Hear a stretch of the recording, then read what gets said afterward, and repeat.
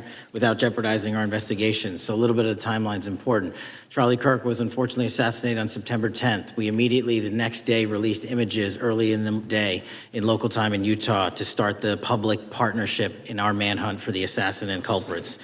At approximately 5 p.m. local time, I arrived on the ground and walked the crime scene myself. And we flew multiple FBI assets in and out to process DNA simultaneously while bringing in evidence response technicians, hostage rescue teams, and other experts to assist state and local law enforcement with their investigation. At 8 p.m. local on September 11th, the FBI collected and populated and promulgated at a press conference a video of the suspect on the grounds. We also released enhanced images. Due to that release that I directed and ordered, the suspect involved was apprehended and in custody at 10 p.m. local time. That's less than 2 hours after we did the video release and the photo release. So within 33 hours, that individual suspect was in custody. And his family, who has since been interrogated, specifically stated to FBI interrogators that because of the video that the FBI released at my direction and because of the photographs that they released, they identified their son, they confronted their son when he swung by their home, and that's what led to his apprehension. We are still, the FBI has that investigation ongoing, and it continues to be ongoing, and I want to thank the state of Utah and the state and local authorities there. And I also want to thank the Attorney General and President Trump for directing resources to allow us to conduct that investigation as we have. Under this administration, the FBI has arrested more than 23,000 violent criminals, 23,000 in 7 months. That's twice as many year to date last year. We've taken over 6,000 firearms off the streets. 6,000 guns are no longer in the hands of criminals in 7 months. We've identified and found and located 4,700 child victims. That is a 35% increase year to date last year. We have arrested 1,500 child predators. That is a 10% increase year to date last year in just 7 months. We've assisted our partners with countless counterterrorism operations around the world. We've captured, at the FBI, 4 of the most top 10 wanted fugitives in the world in 7 months. To put that in perspective, that's as many as my predecessor nabbed in the entirety of the Biden administration. We got 4, we got more coming. On top of that, in 2 weeks, thanks to the help of the CIA, we collected and captured one of the individuals responsible for the horrific Abbey Gate bombing that led to the murder of 13 service members. We did that in 2 weeks. They didn't do it in the 4 years of the entire prior administration.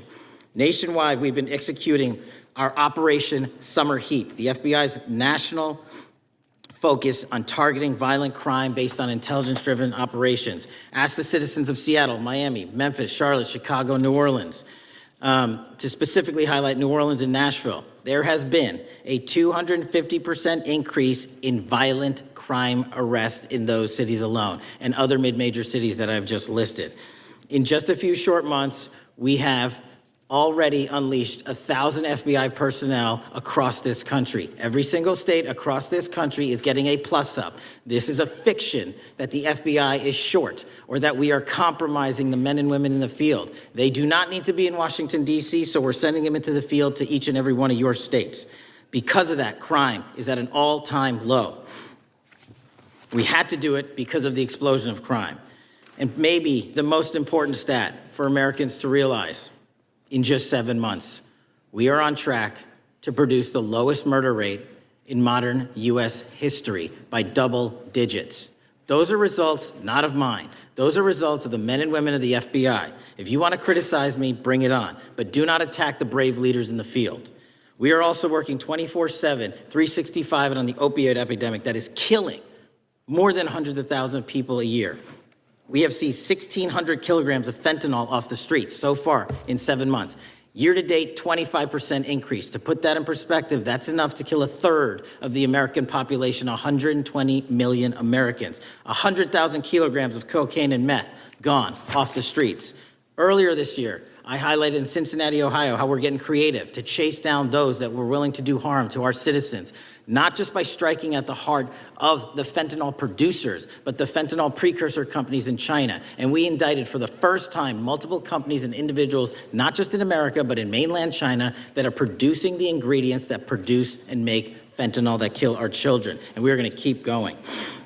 Counterterrorism work, cyber attacks, and foreign adversaries are something the FBI must never sleep on, and we are not sleeping.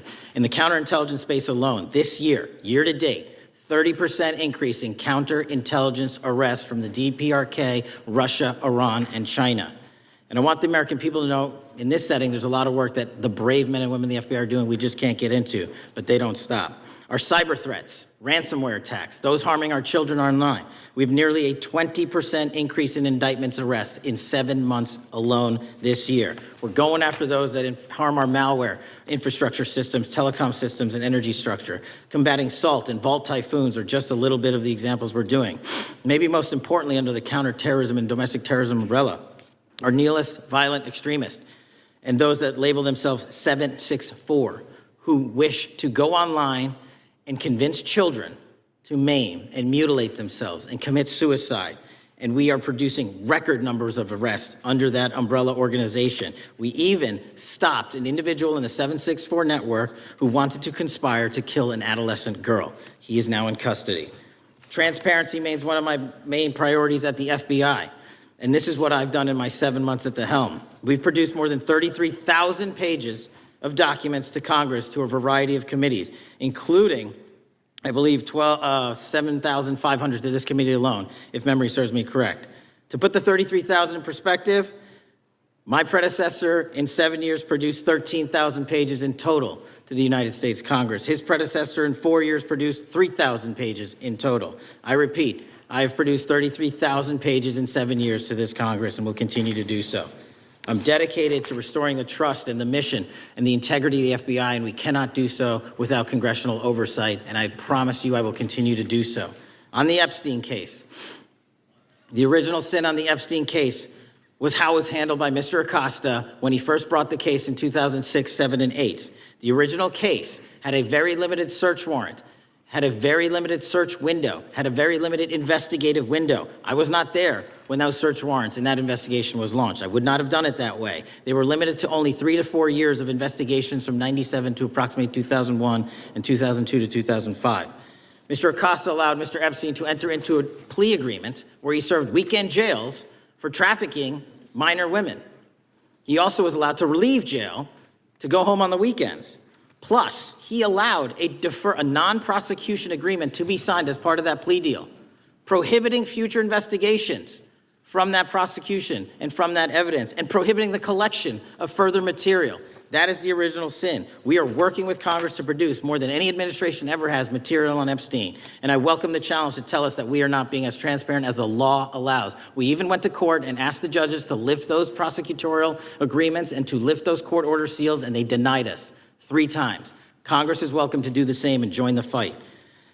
And I'd lastly like to focus on operation that the president led in D.C.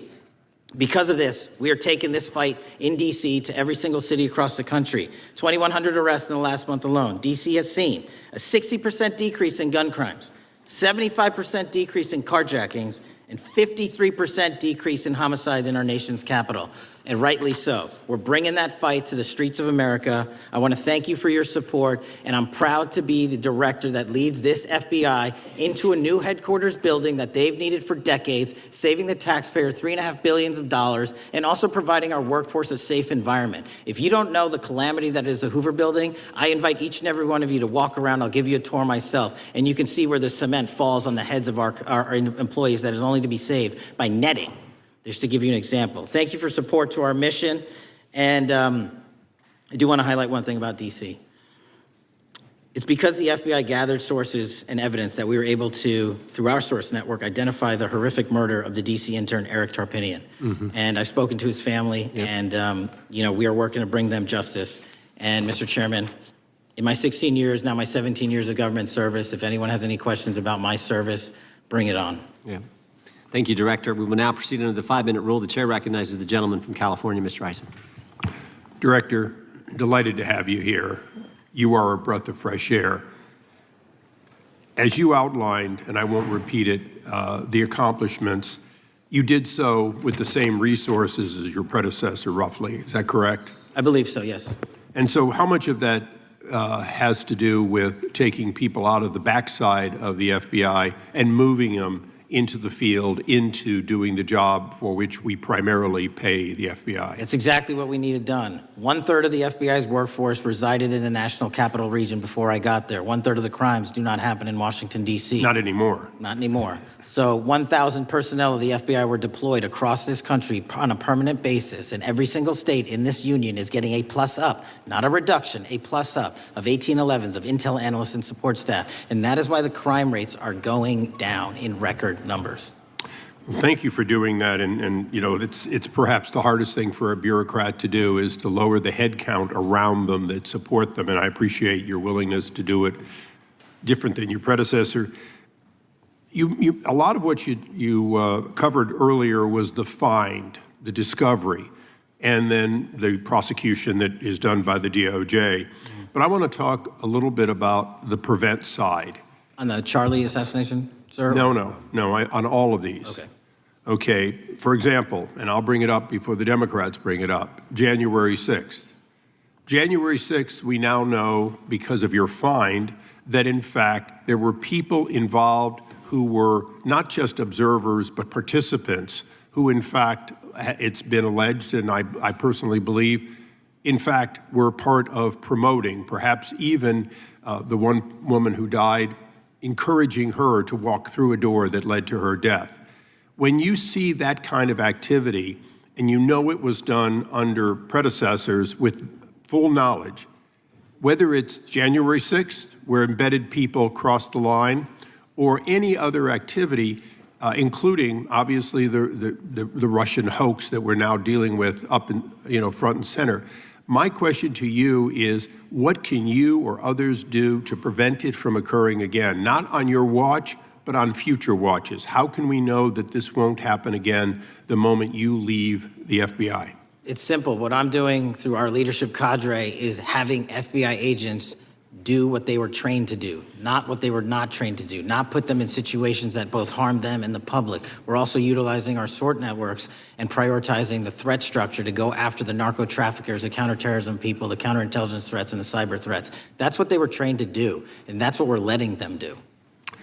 One major question I have, after decades of doing this, on our side of it, both the chairman, myself, and others, both at oversight and here, have seen that the FBI and the Department of Justice hide behind non-statutory practices. Now, you've changed the interpretation of many of those practices. That's why we're getting the discovery that was previously withheld. How do we work together to make sure that we never again have false walls, non-statutory walls that say the Department of Justice has a prohibition about giving, quote, you fill in the blank, that has led to the chairman not seeing anything until you took over? I'm wedded to aggressive constitutional oversight. Having been a House congressional staffer, I know that is an important part of securing our democracy. And the way we make it an everlasting, enduring process is by showing the American people the results of what we are doing and the important work of this committee and putting it out to them so they can see government waste, fraud, and abuse. And then they can demand from our constituents and our electors that they want this process to continue.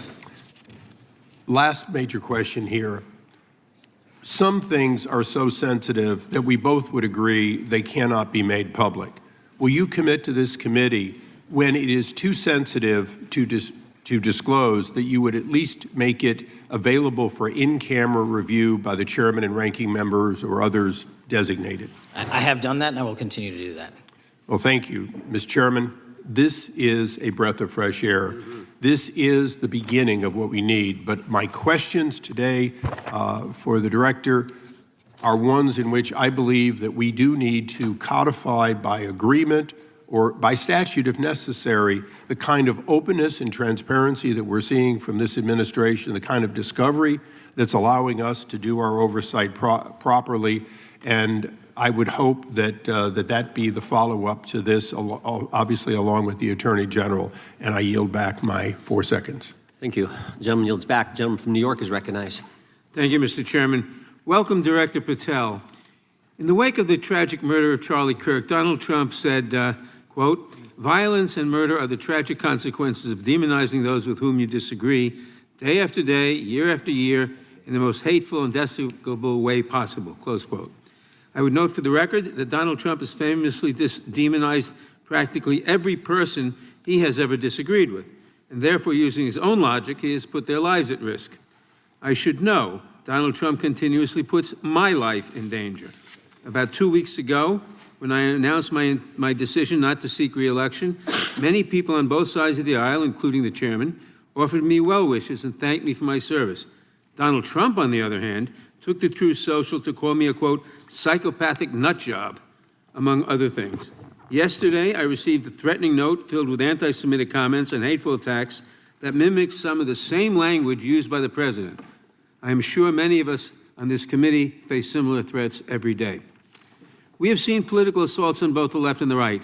The attack on Charlie Kirk, the attempted assassination of the president, the murder of the Democratic Speaker of the Minnesota House, the assault on Paul Pelosi, and the attack on the Capitol on January 6th, for example. Director Patel, do you agree that there is political violence from both the left and the right? There is too much political violence. Do you agree, yes or no, that there's violence? There is too much political violence based on ideologies from either side. From either side, okay. Are you aware of the study by the Cato Institute, a well-known conservative group, that found that 69% of the violence is from the right? I'm not familiar with that study. You're not familiar, okay. I would commend it to you. Are you aware the administration has threatened to use violence as an excuse to crack down on liberty and freedom of speech? Say that again, I'm sorry? Are you aware the administration has threatened to use violence as an excuse to crack down on liberty and freedom of speech? Nobody at the FBI is doing that. I didn't ask you about the FBI, I said the administration. I speak for the FBI. I would like to enter the record an article from today's New York Times titled, Trump Invokes Kirk's Killing and Justifying Measures to Silence Opponents.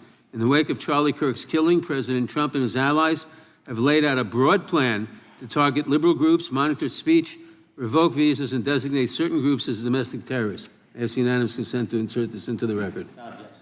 Thank you. Politicizing the murder of Charlie King to go after free speech is not a legacy I believe Charlie King would have wanted.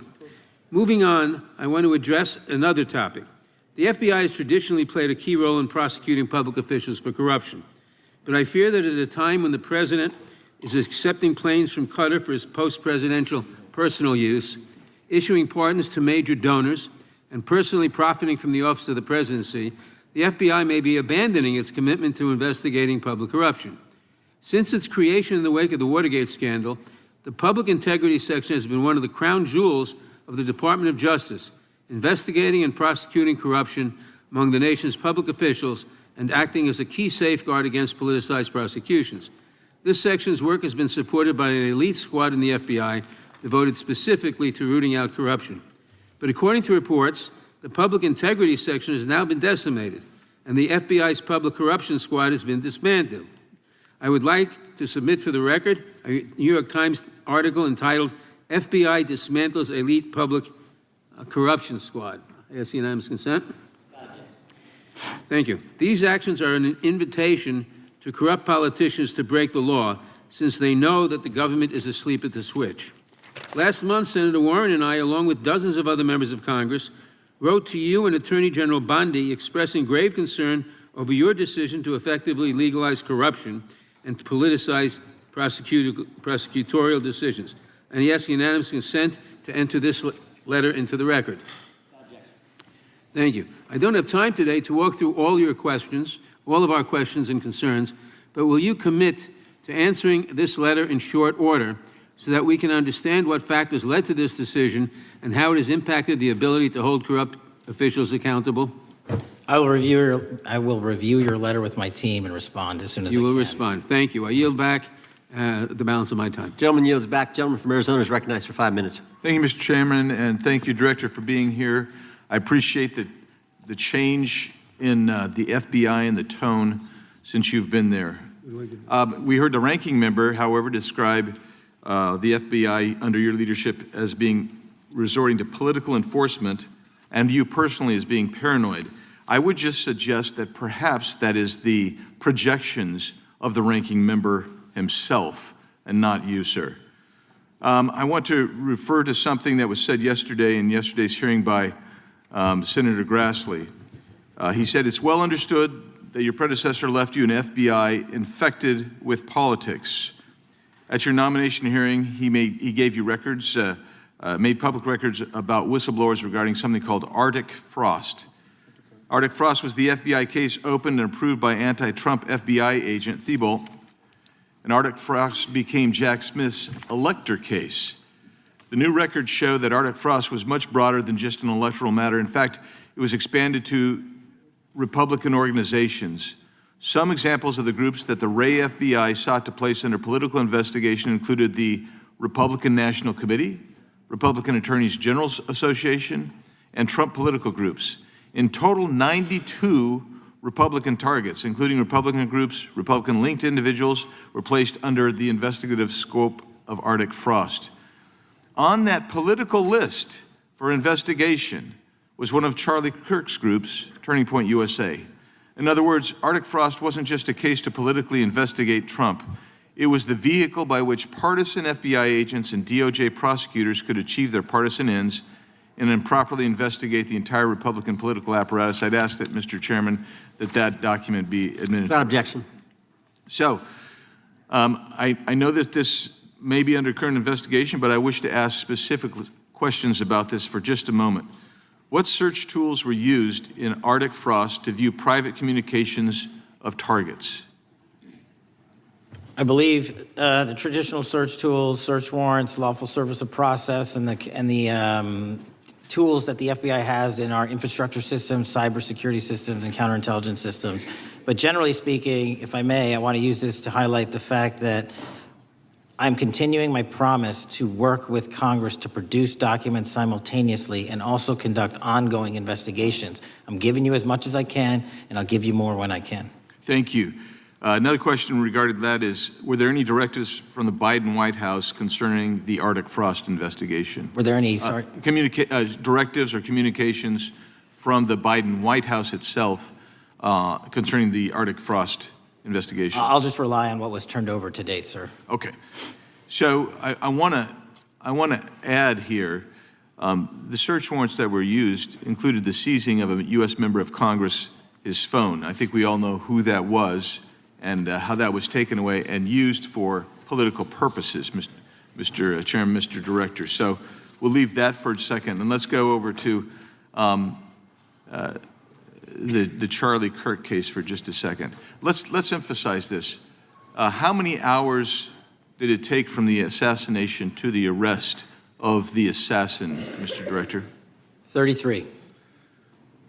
That seems pretty swift, and it was because of the actual release of videos and photographs that you directed to be released, sir. That's correct, and to put it in perspective, the Boston bomber took 5 days and Luigi Mangione took 5 days. Was the platform Discord forthright from the start with law enforcement about the shooter's communications on its platform? Discord, the platform ownership, has been working with our lawful process, and we are obtaining materials from them on a rolling basis. Thank you. And I want to get back here to Arctic Frost for just a second, Mr. Chairman. I'd like the unclassified document from the FBI released to be admitted to the record. Without objection. And a document from the Economic Times also to be admitted to the record. Without objection. So I'm going to give you the last 30 seconds. We could go on about the Epstein case. I've got a bunch about that, but I'm just going to let you, if you wish to respond to either of the two vitriolic questioning or statement from the Democrats. The work of the FBI speaks for itself. It's on showcase here today. Anyone that wants to attack the FBI can attack me, but leave our leadership structure alone. When you have 23,000 violent felons arrested, twice as many as this time last year, the work speaks for itself. Thank you, Mr. Chairman, and thank you. Appreciate your good work, Director Patel. Yield back. Gentleman yields back. Gentleman from Maryland is recognized. Thank you kindly, Mr. Chairman. Director Patel, before you joined the FBI, you railed against it for covering up Jeffrey Epstein's human trafficking ring. Let me refresh your memory with this clip. It has Epstein's list. They're sitting on it. That doesn't seem like something you should do. You're protecting the world's foremost predator. That seems like an evil thing to do, regardless of who may be embarrassed in the release of that list. Why is the FBI protecting the greatest pederast, the largest scale pederast in human history? Simple, because of who's on that list. So you finished that December 2023 interview with a challenge to the FBI and harsh words for Republicans in Congress for not getting the Epstein files out to the public. You can see this clip. Boy pants and let us know who the pedophiles are. Put on your big boy pants and let us know who the pedophiles are, you said. You emphasized that the president and FBI director each had complete authority to release Epstein's client list. You said Epstein's black book is under the, quote, direct control of the director of the FBI. Look at this clip. This is way off the topic, but who has Jeffrey Epstein's Black book? black book? FBI. But who? That is, I mean, there's... Oh, that's under direct control of the director of the FBI. All right, so you were sworn in as director more than 200 days ago. Now the black book is under your direct control. So why haven't you released the names of Epstein's co-conspirators in the rape and sex trafficking of young women and girls? The Rolodex, which is what everybody colloquially refers to as the Black Book, has been released. Oh, no, you're talking about what the journalist got 5 years ago? No, that's not what we're talking about. We're talking about what you were talking about there, That's the black exactly book what I under was the direct talking. control of the FBI director. We have released more material than anyone else before. The Biden administration, Obama administration had the exact opportunities to release this material, and they never did. And if you are telling the men and women of the FBI, why we're have not you going after changed your child predators. position? Hang on, you said we're not going after child predators. 1,500 child predators arrested this year, 35% Okay, increase, I'll reclaim my time. 4,700 child victims Mr. Chairman, I'm going to found. reclaim my time if you could instruct the witness. Why have you changed your position? There you were saying it's under the direct control of the FBI director and all of it should be released.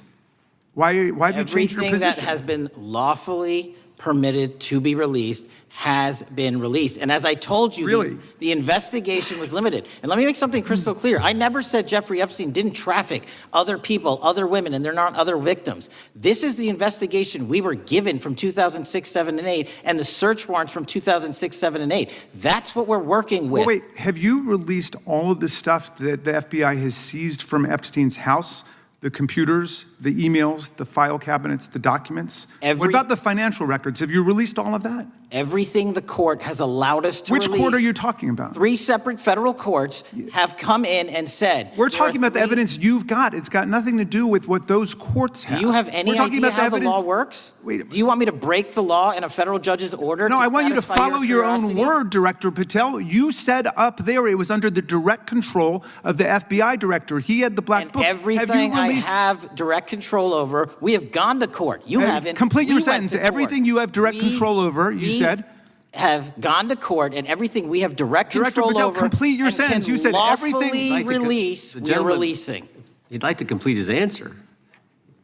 You began the sentence, everything you have direct control over, and then you stopped that sentence. You've released everything that you have direct control over? And I have direct control over and can lawfully release. If you're not familiar with the court orders, that's not my fault. Oh, I'm Go perfectly, look at them. I'm Go perfectly to familiar court. with them. But how did we prosecute Ghislaine Maxwell? She was prosecuted with the investigatory material that was collected from 2001 and 2005 because of the non-prosecution agreements and the court orders on the investigations and search warrants. We were not able to develop new information. And oh, by the way, Jeffrey Epstein was out for 12 years, and the Obama and Biden administration did nothing to look at his work, his pedophile network. If you want to blame me, that's fine. But now you're blaming the men and women who conducted No, this stop great that. search. I'm not blaming anybody other than you. You're not keeping your word. You said that you would release all of the materials Has under your anyone direct released control. more information on Epstein than I have? Has Well, anyone? much did more- Comey, did Ray? Much Did more. they? Excuse me. Much more has come out in the days since the American people in Congress have been demanding it. But it's coming out in dribs and drabs. Why don't you just release the entire file as you promised to do? I literally just told you, there are multiple federal court orders. I'm not going to break the law to satisfy your curiosity. You didn't join us when we filed court to release the court orders. You could have. You have lawyers. You could have shown up. You didn't do that. That's a tiny fraction of the material we're That talking is about. not. It is How a do you- tiny fraction. How do you know that? Have you seen No. everything? Time It's of the all gentleman. misdirection. How do you know Time that? of the gentleman has expired. The gentleman from California is recognized. Well, thank you. Mr. Director, just to be clear, how many of the Epstein files were released in the 4 years of the Biden administration? 0. And how many have you released? I don't have the number, but it's got to be thousands of pages of stuff. I was going to ask you to begin, whether Americans are safer today than they were 9 months ago, but you cited dramatic increases in criminal arrests since you've taken office, a dramatic decrease in crime that's resulted. Who would have thought that taking criminals off the streets would reduce the crime rate? But somehow we have stumbled upon that new truth. But it begs the question, what was the FBI doing during the 4 years of the Biden administration to see that dramatic an increase in work under your tenure? The simple answer is I'm letting good cops be cops. We're working with our state and local law enforcement. We're energizing our partnerships. We're bringing on more task force officers. When you have more cops in the streets, when you're using ground-based intelligence, when you're not weaponizing law enforcement and focusing on D.C. and focusing on the rest of America, this is what happens. It is not a significant mind shift in terms of how we maneuver the FBI. They've wanted to do this work since they signed up. We're just letting them. And we've seen many prominent Democrats oppose your efforts to restore law and order to the streets of our nation's capital. I mean, all of us here have seen a dramatic change for the better here in Washington, D.C. Why are so many Democrats attacking you for that? Sir, Democrats have been attacking me for a decade, as is the fake news media. They didn't like the fact that I exposed the Russiagate host and the largest weaponization of the FBI and DOJ in U.S. history. We proved it to be true with congressional oversight. I'm wed to that congressional oversight and will continue to do that work. Christopher Wray repeatedly warned this committee that the Biden open borders policy had produced a significant increase in terrorist threats that he said kept him up at night. A particular concern, he said, was the 2 million gotaways that entered the country during the Biden administration. That's an average of 41,000 every month. What are the monthly gotaway numbers today?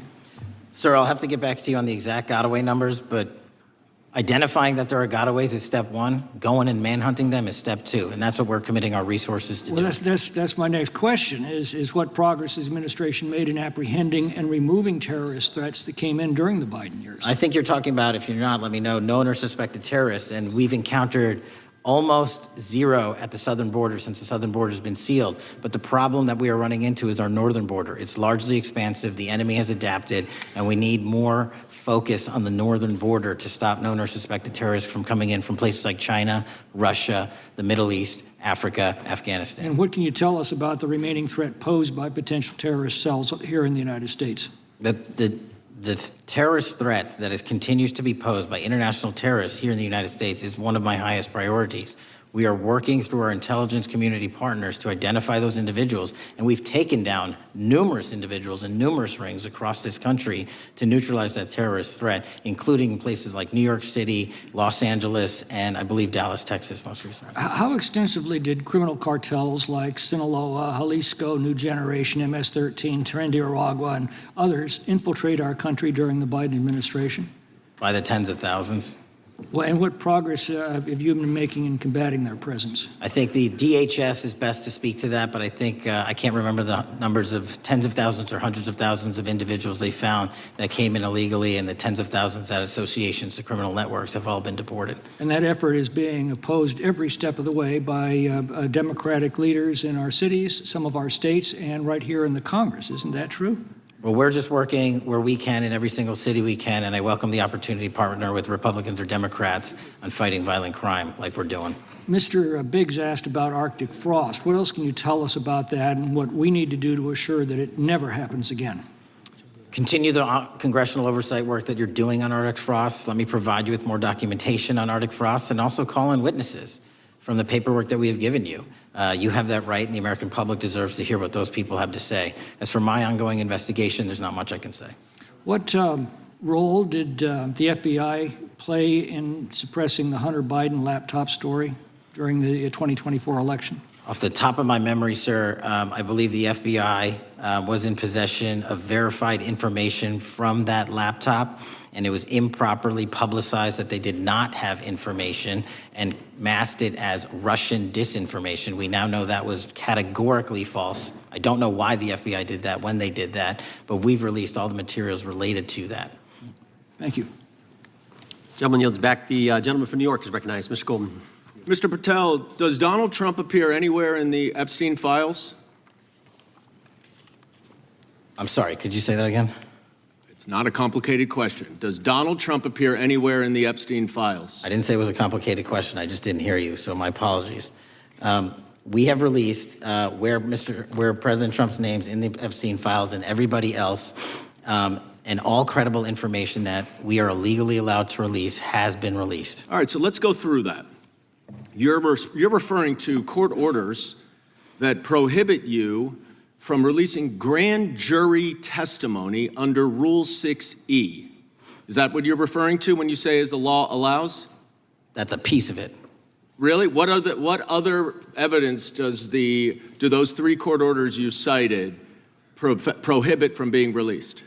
Information that was collected pursuant to those search warrants that were limited in fashion. Wrong. That's not what the court order says, and that's not under 6E. And you're talking, and I said that's 6E, and I said there was others, and I'm answering that. There are sealed court order documents. There are protective orders. They are unsealed as part of discovery given to Ghislaine Maxwell. They are no longer sealed. That's just not true. We can argue about it all you want. Okay, well, you agree that there are, so your testimony here is that the reason why you are not releasing all of the videos that you have acknowledged, there are so many, and that the FBI spent thousands of hours of reviewing, the photographs, and the photographs that you have. You're saying that you're not releasing those because there's a court order requiring them to be sealed? Is that your testimony? Never said that about the videos. On the totality of the videos, of the thousands of images that were seized pursuant to the search warrants executed at the time,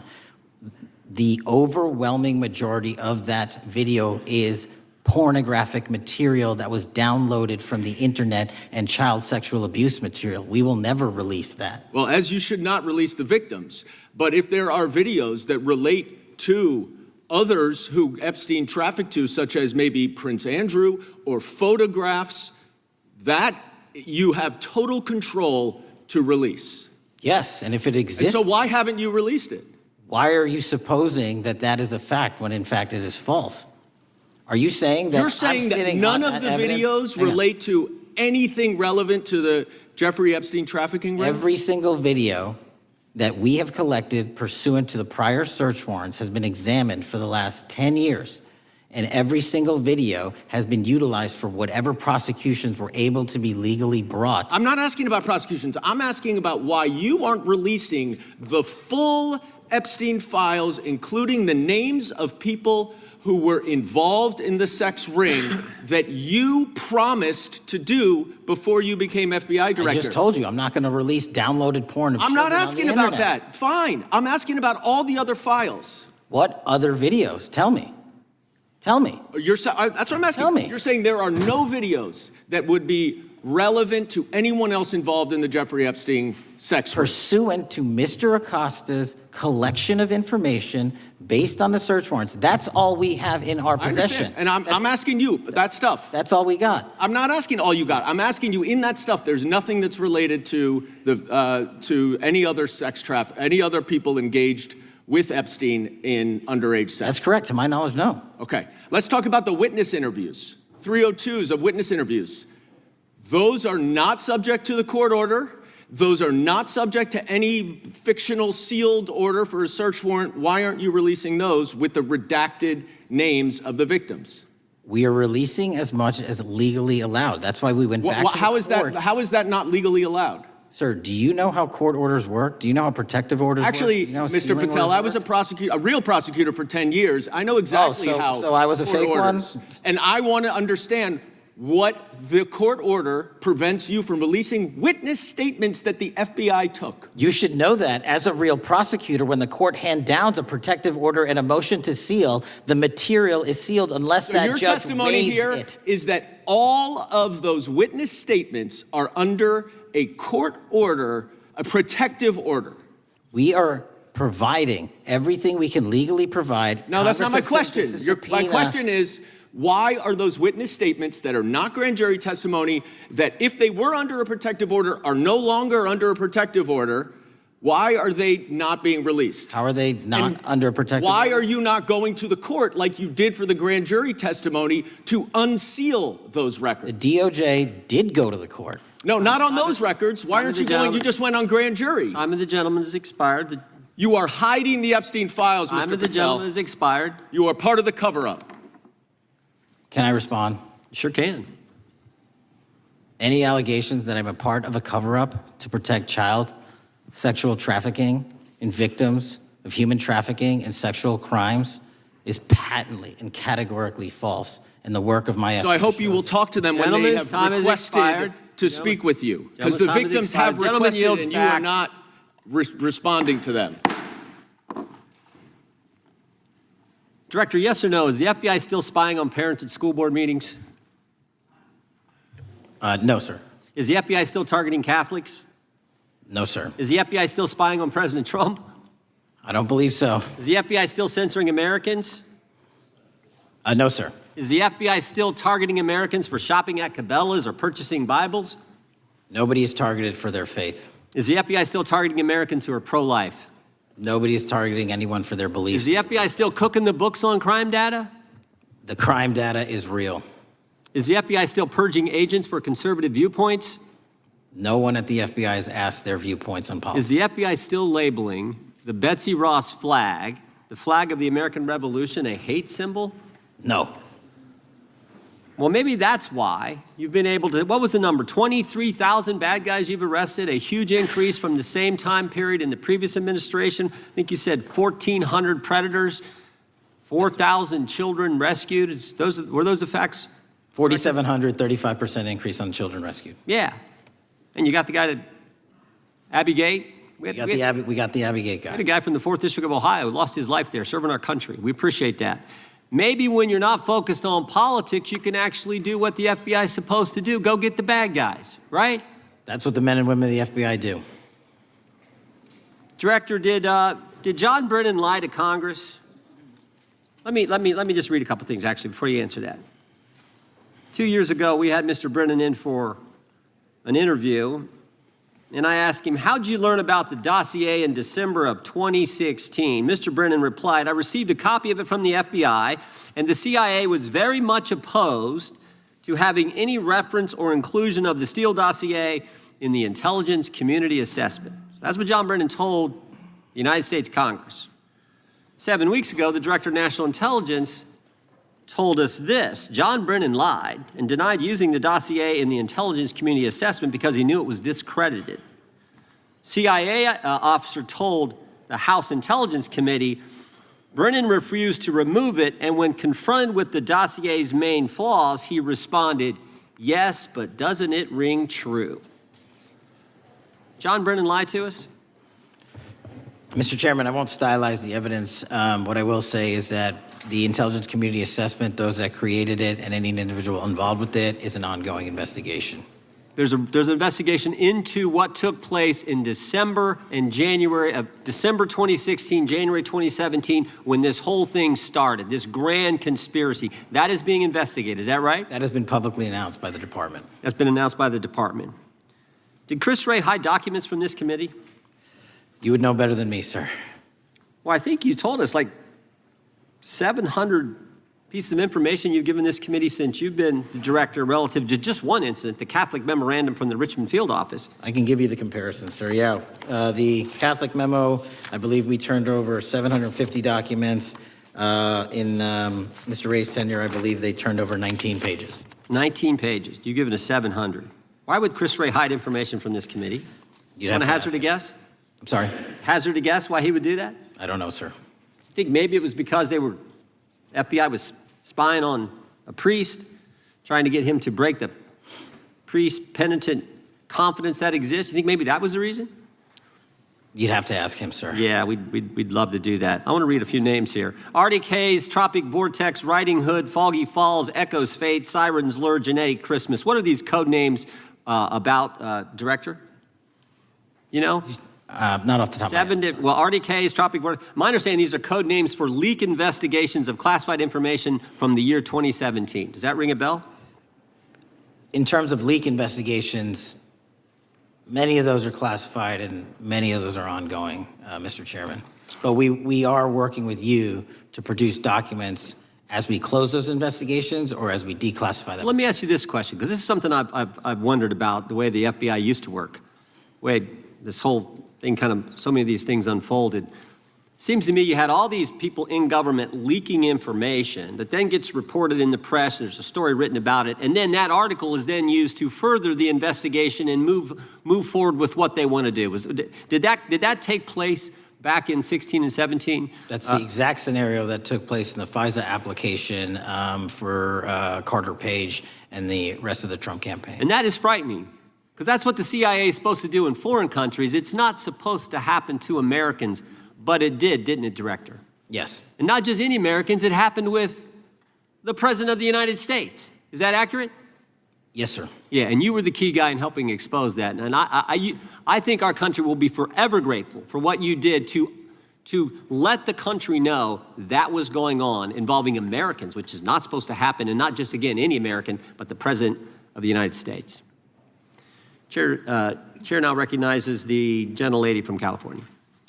Thank you, Mr. Chairman.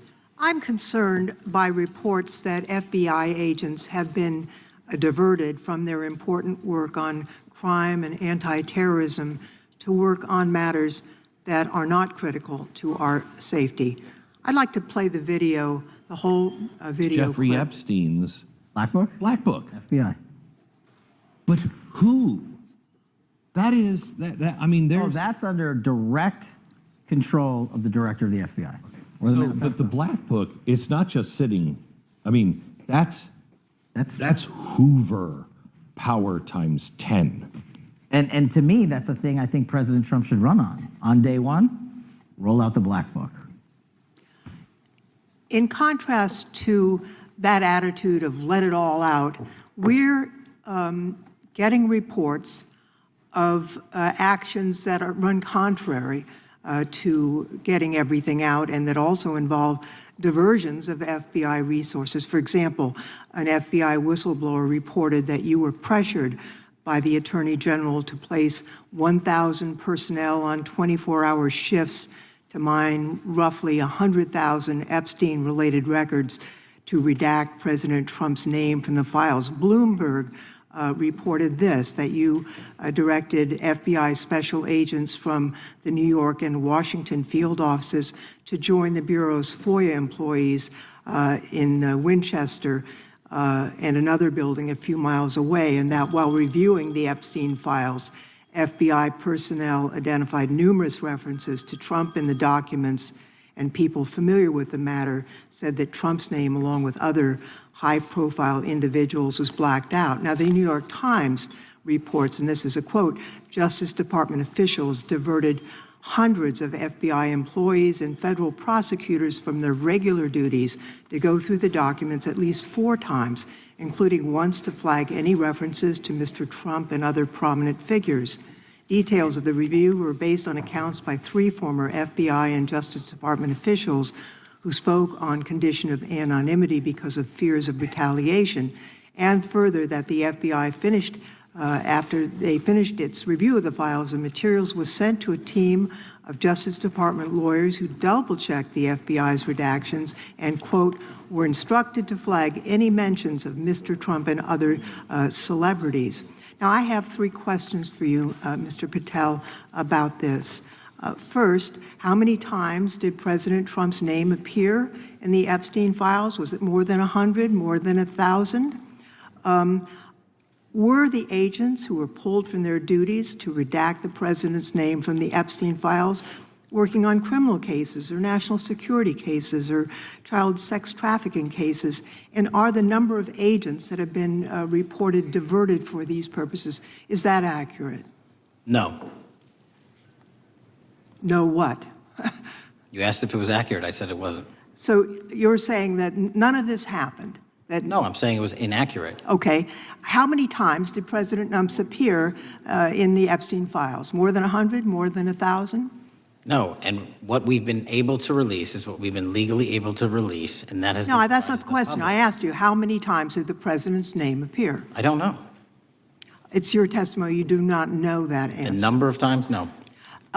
Could you tell us how many agents were diverted for this task and what they were working on?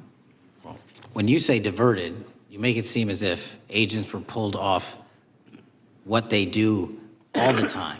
Agents at the FBI masterfully do double duty and triple duty. And because of the public's interest in this case, we flexed resources to make sure that we could answer the public signal demand. So do you want us to look through the material and provide it to you, or you do not want us to do that? So it's Which your one is it? it's your testimony that no one was diverted from a criminal matter, that this was a top priority to go through this material to look for Mr. Trump's name. Is that your testimony? That's the highest priority for the FBI? What's one of the most impressive things about the FBI leadership and the careers that are in place is that they make the decisions on who to send where on priorities and make sure the mission needs are not hurt. And that's what happened here. It's shocking to me that the FBI would think that erasing Mr. Trump's name from the Epstein files is a high priority when we have crime, we have national security threats, we have terrorism threats, we have murders such as that occurred, unfortunately, with Mr. Kirk. It's shocking to hear that that's your highest priority. And with that, Mr. Chairman, I yield back. That's literally not what I said. Gentleman yields back. Gentleman from Wisconsin is recognized. Director, is President Trump implicated in any wrongdoing related to Jeffrey Epstein? Based on the entirety of the evidence that we have, absolutely not. The president is not implicated. Correct. Thank you. I want to talk a little bit about China's malign influence here in America. And, we've seen spy balloons traverse the United States. We've seen police stations in communities around America. And sitting in the chair you're in just 2 years ago, there was a sheriff from Cochise County, Arizona, Mark Daniels, that was here, who said that the exponential increase in the amount of fentanyl that is coming into America is directly related to the open borders policies of the previous administration. Do you agree with Sheriff Daniels' characterization? In large part, yes. So since you've been director, has there been a reduction we've talked about how the border is largely secure now, right? The southern border, yes, sir. The southern border is largely secure. Has there been a concomitant reduction or a reduction in the amount of fentanyl that is coming into America? There has been a massive reduction to the tune of, we have seized more than 25% year-to-date this year than the prior year, and that's enough fentanyl to kill 120 million Americans. Does China play a role in this fentanyl that's coming to America? As I stated in my opening, sir, what they do and the companies in China, mainland China, do is produce the precursors and the cutting agents that they ship overseas through various countries into the Mexican drug cartels who produce it. So they basically are the cooks in terms of the ingredients. Tell us, what is the FBI doing to stop China from delivering death to America? So for the first time in a decade, I actually reached out to my counterpart at the Ministry of Public Security. No one at the FBI had done so. To engage. Ministry of Security, where's that? In mainland China. In mainland China, okay, thank you. To engage in a conversation to say, hey, can we have a certain number of these precursor chemicals listed in China so that they become illegal and illegal to trade. We're also working with our counterparts in places like India and Guatemala because the transshipment routes of the precursors, the Mexican drug cartels have gotten creative, and instead of coming directly to America are going into these countries. And we've had massive success in India and Guatemala, and in those governments, great partnerships in shutting down the ability to ship the precursors into those countries, which are ultimately destined to America. So those people that are working with security agencies have been working with you, is that accurate? Yes, sir. So I want to turn to a couple cases that are at the University of Michigan, where Chinese nationals, on behalf of the Chinese government, smuggled in illicit biological materials, stuff that can harm our agricultural industry. What actions are you taking as we see repeated stories of Chinese nationals doing this in the United States? So just that, sir. This calendar year alone, as I was mentioning, our counterintelligence operations and cases brought against the Chinese are up by, I think, something like 40%. And specifically, the cases in Michigan show two threat streams, not just against our agricultural industry, which is a threat to national security, but they were also bringing in chemical agents and mushrooms, I'm not the exact expert, that would have ultimately hurt our population. We arrested and charged all of those individuals, and we are aggressively going after them in every single state because they weren't doing it in Michigan alone. Should research universities across the United States be doing a thorough job of vetting Chinese nationals that are coming to their universities? They should. Turning to spying in America, you know, we heard the stories about Senator Dianne Feinstein's driver, who was a Chinese spy. We're familiar with Linda Sun, who worked in Governor Hochul's office, Christine Fang in California. What are you doing to find these people who are Chinese spies that are trying to burrow themselves into the politics of America? Because we know it's happening, right? Yes, it is. And what our counterintelligence unit is doing is aggressively seeking the intelligence into where these individuals are working. Then we are utilizing our operational authorities to go in and investigate them either through our human source networks and collecting information through lawful process, online search warrants and data so that we can bring proper arrest charges and publicize to the world what they're doing here. And just because we've caught a few doesn't mean we've caught everybody. We've got a lot more to go. I get one more quick question in. The FBI arrested a judge in Wisconsin, Hannah Dugan, for interfering with a federal law enforcement operation. Could you tell us a little bit about that? And is a judge above the law here in the United States of America? Well, no one is, and that case is ongoing. But as you stated, and these allegations said, there was an interference in a federal lawfully executed federal law enforcement priority that was interfered with. I yield back, Mr. Gentleman yields back. The gentleman from Tennessee is recognized. Thank you, Mr. Chair.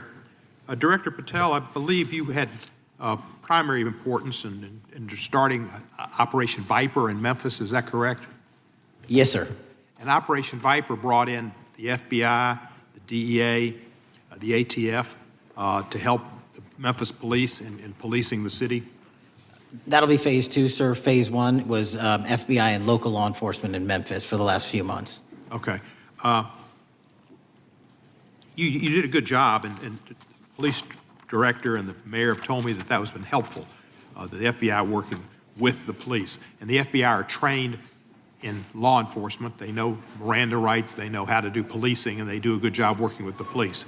Do you think that the National Guard is necessary to do the work that the FBI is doing now? Thank you. I do think it's necessary to finish it. What we've done is 500 arrests in Memphis and 110 federal indictments. But what we need to do is we've only secured a piece of where the criminal conduct is occurring in Memphis, and we can't work inside perimeters that are not established and safe, and we don't have the manpower to give us the space to fully go into the areas where the criminal activity remains. Well, are you suggesting that the National Guard is going to go into the more heavily crime areas? They're going to establish, like they did in Washington, D.C., perimeters where local law enforcement and the FBI, DEA, ATF, and U.S. Marshals can go into. We can't be going into all these areas knowing that they're extremely volatile and jeopardizing the safety of our agents.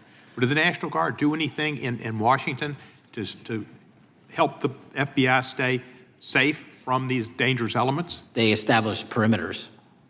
Established perimeter, and the criminals knew about it, so they... It was a visible force, sir, so they kind of saw it. Well, what you did, I commend you for what you did, and I think the FBI coming in, we have a crime problem in Memphis. The FBI has helped, DEA will help, and the ATF will help. I don't think the National Guard is going to help, and what I've seen, they're not trained in law enforcement, are they? No, sir. And so that could be a problem. Who will direct the National Guard in Memphis? Will it be, will they have control over your agents? No, sir, they won't. Who will have control over your agents? You? Well, the SAC and then ultimately the chain of command up to Washington, D.C. will control the FBI, but there's a task force that was put together that is going to be led by an interagency. The heads of U.S. Marshals, DEA, and FBI will be working together with DHS collectively on this. Have you visited Memphis before? Yes, sir, I have. So you know how good a city it is. I love Memphis. A lot of us do. And Memphis is a great city, great history, civil rights museum. Might say something about slavery, but that was the history. It needs to be taught. Blues, Elvis. Beale Street, right, barbecue. And people should come. It's not a troubled city. We've got some crime, but it's not a troubled city. We're not troubled, and we love our city. And we hope that the National Guard doesn't come in and cause people to have questions about Memphis, because it's a city they should visit. Let me ask you this about, you said that the homicide rates are coming down to an all-time low. In modern recorded U.S. history, yes, When sir. does modern recorded history start? I think the FBI, and I'll get back to you on this, has stats on that going back about 30 years, sir. Okay, I was thinking back to Ozzie and Harriet, and I didn't think you could beat Ozzie and Harriet's time. Secondly, you mentioned the Epstein case. Did any of the women that were victims, and they came up here and had a press conference and all, did any of them contact your office and ask to give information? To my knowledge, no, sir. If they did, let me ask you first, is there a statute of limitations on sex crimes like that, with sex with a minor, rape? The DOJ is the expert, but I do not believe there's a statute on that, limitations on that. So if there's not a statute of limitations, should you not be interviewing those people who know who raped them and the names and the places and give you that information? That seems like that's a treasure trove of information, and it's a serious, serious, serious number of crimes. Sir, I couldn't agree with you more. We've been very public about asking individuals to come forward with new information, and we would run out every single lead on that. Well, I'm sure the women will come forward, especially today, to assure that they will get an opportunity, because that seems like something we ought to do.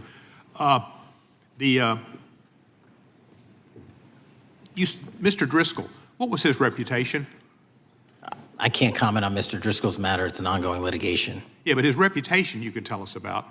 I can't tell you about his reputation. His work has been laid out in that lawsuit.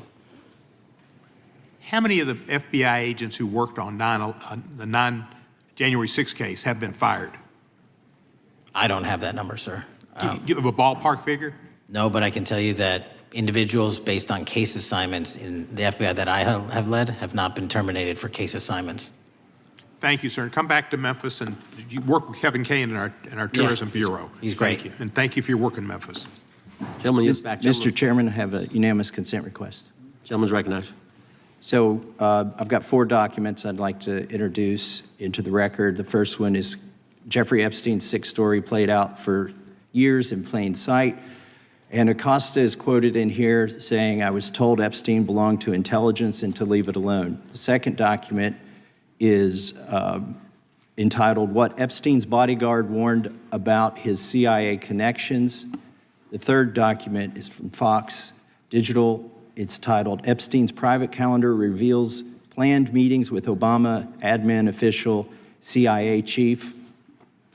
And the last document is Wall Street Journal article that highlights Ehud Barak's 36 meetings with Jeffrey Epstein. He was the former prime minister of Israel and head of military intelligence for Israel. It may have held that title when he met Epstein, and then, yes. Without objection, the gentleman will hold for a second. The gentleman from Maryland is recognized. Thank you, Mr. Chairman. Just one UC request. This is Judge Engelmeyer's decision from August in U.S. versus Epstein, stating the government's 100,000 pages of Epstein files dwarfs the 70-odd pages of Epstein grand jury materials.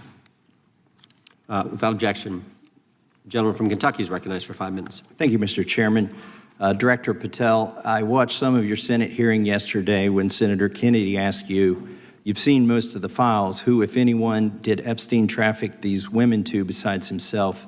You replied, according to the transcript, there is no credible information that he trafficked them to anyone else.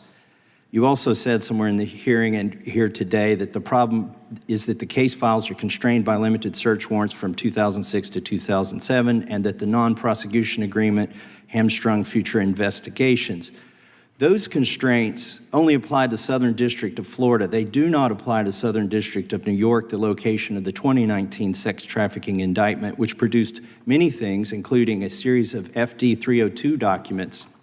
According to victims who cooperated with the FBI in that investigation, these documents in FBI possession, your possession, detail at least 20 men, including Mr. Jess Staley, CEO of Barclays Bank, who Jeffrey Epstein trafficked victims to, victims including minors, such as Virginia Roberts Giuffre, may she rest in peace. That list also includes at least 19 other individuals, one Hollywood producer worth a few $100 million, one royal prince, one high-profile individual in the music industry, one very prominent banker, one high-profile government official, one high-profile former politician, one owner of a car company in Italy, one rock star, one magician, at least 6 billionaires, including a billionaire from Canada. We know these people exist in the FBI files, the files that you control. I don't know exactly who they are, but the FBI does. Have you launched any investigations into any of these people, and have you seen these 302 documents?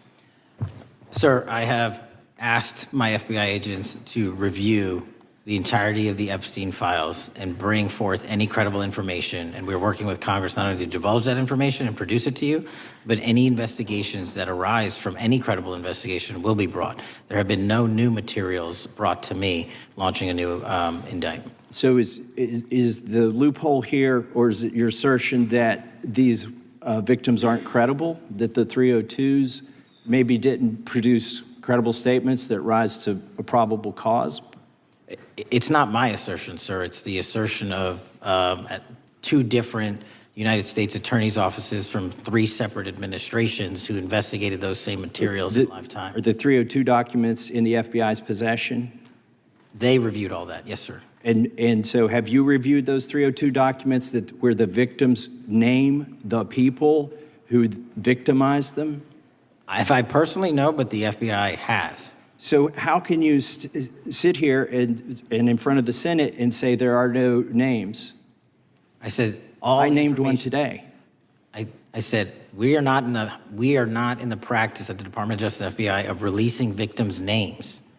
That is not what we do. We are also not in the habit of releasing incredible information. That's not what we do. But multiple authorities have looked at the entirety of what we have. Okay, I got to move on here. Were you present when the AG had the White House event when she released the binders to the social media influencers? I was, yes.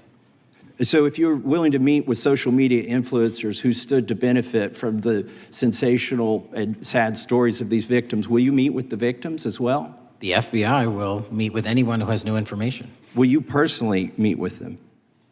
The FBI and the professionals who are handling the cases will.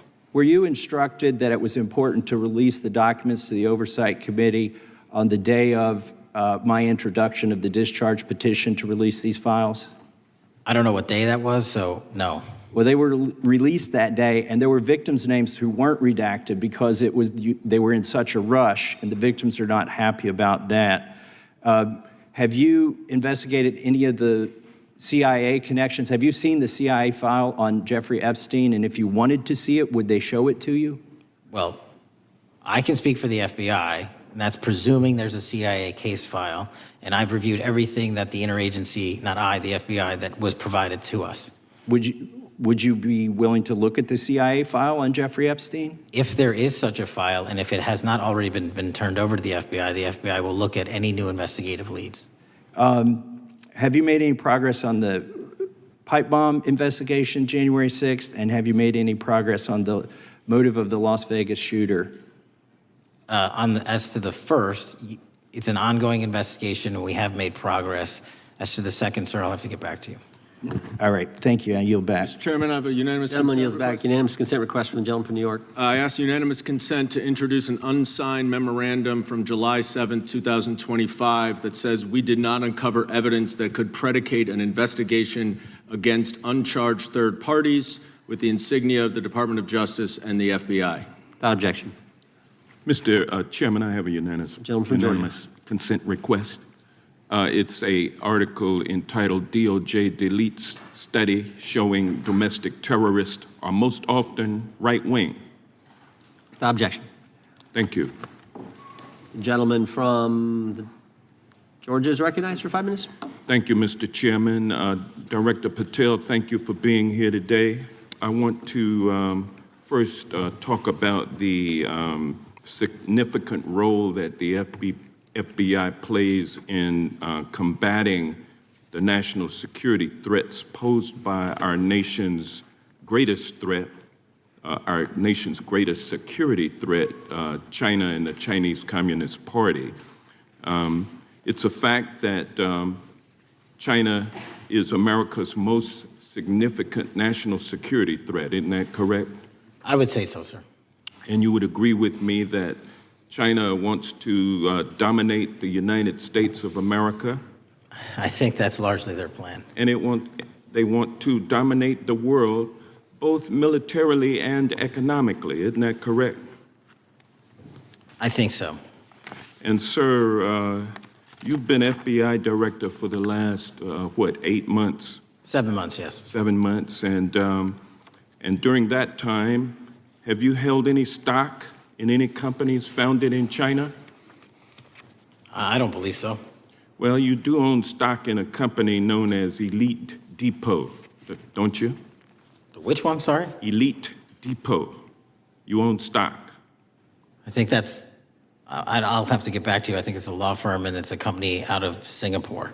Okay, well, no, the company out of Singapore, which is owned by Elite Depot, is the Shein Company, which was founded in China, correct?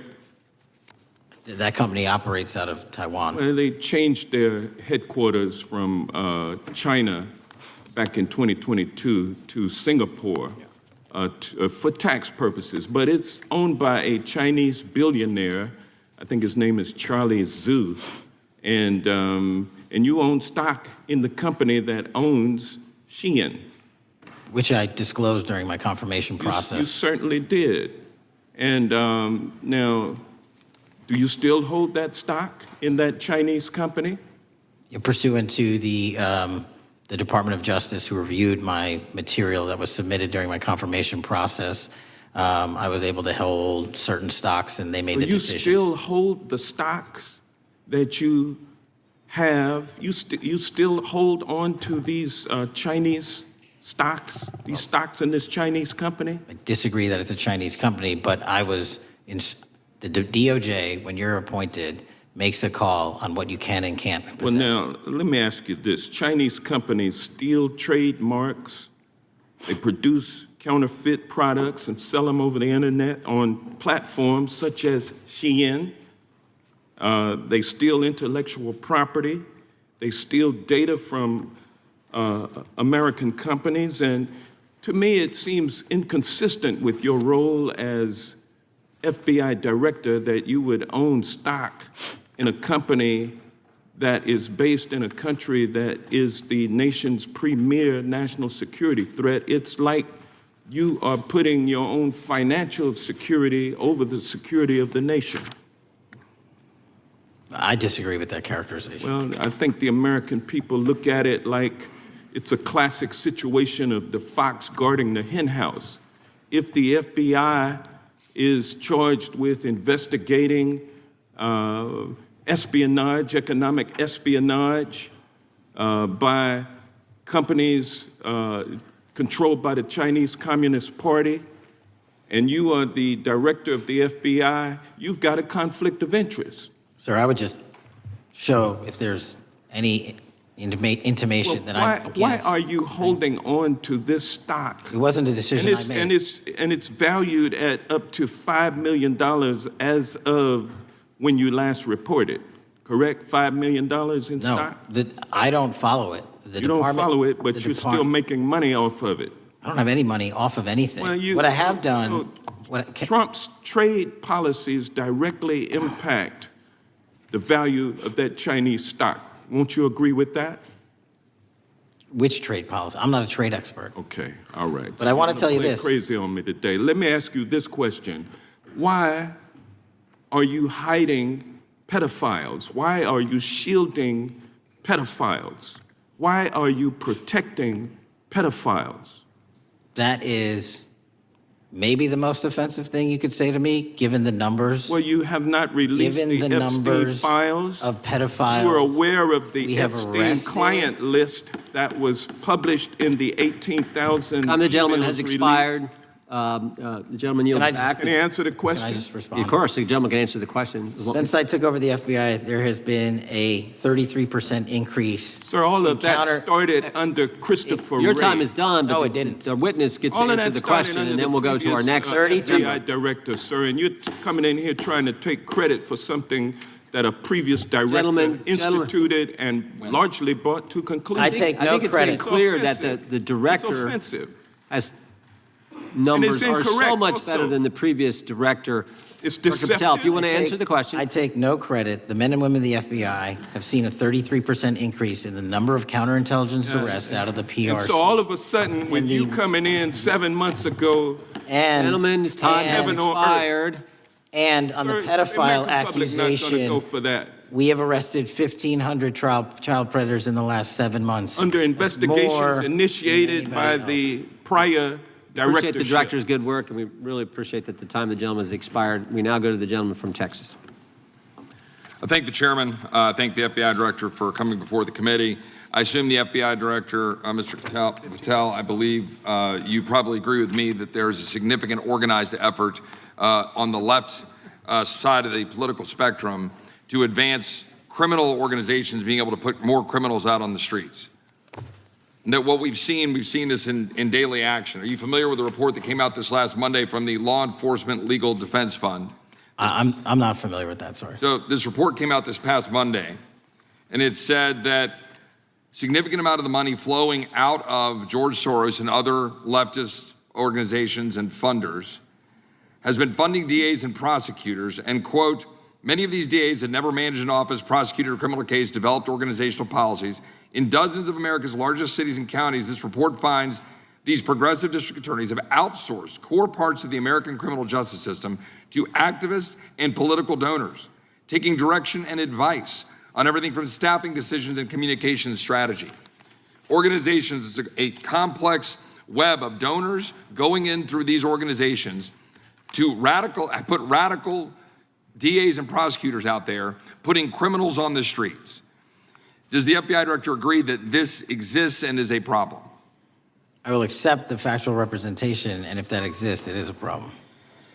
The organizations such as TIDES, the Fair and Just Prosecution, Brenner Center for Justice, Partnership for Safety and Justice, the Vera Institute of Justice, the amount of dollars flowing from George Soros through and to these organizations and to the various prosecutors that have resulted in increased crime on our streets, including the brutal murder of the Ukrainian refugee in Charlotte.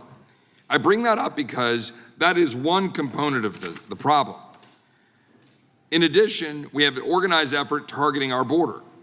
The NGOs, the nonprofits in the deep pockets, the United Nations, charitable organizations, and a long list of over 250 organizations that the Center for Immigration Studies put out that lays out a complex web of organizations that were moving people into our country, knowing that they're dangerous, knowing that they're criminal, associated with taxpayer dollars flowing through the United Nations and donor dollars flowing through organizations, including ostensibly religious ones, putting these dangerous individuals on the street that resulted in fentanyl in our communities, that resulted in the death of Jocelyn Nungare, of hundreds, thousands even, as the director testified, 100,000 people dying from these narcotics every year.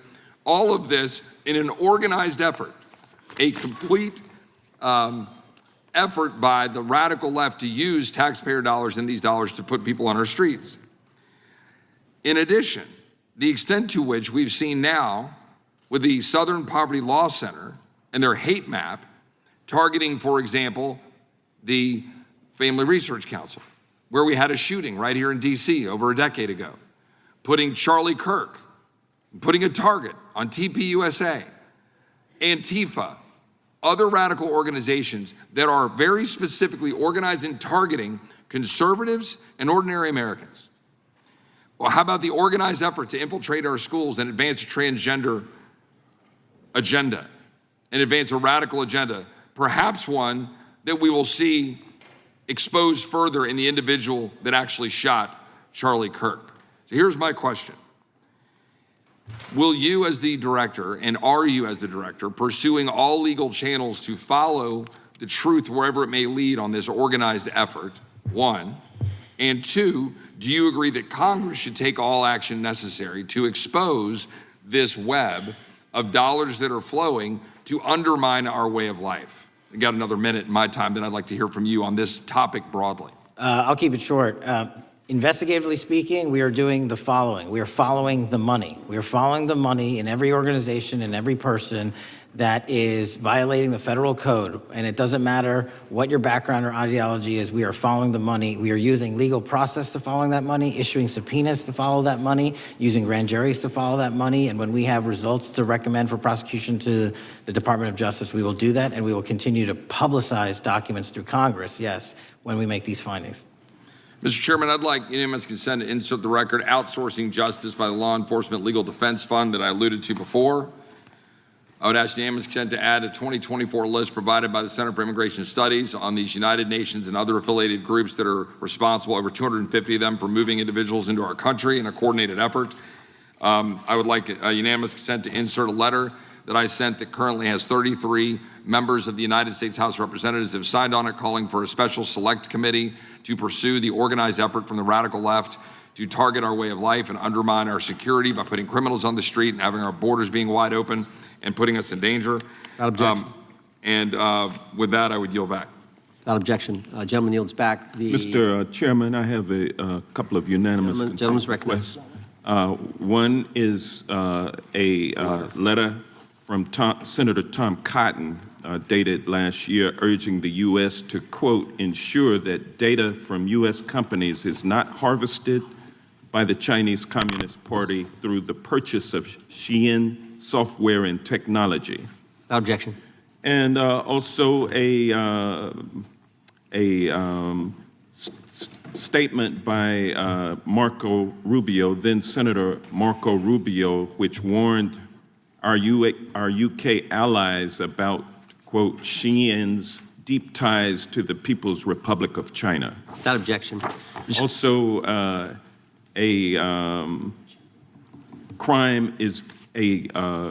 the record crime is down in 2025.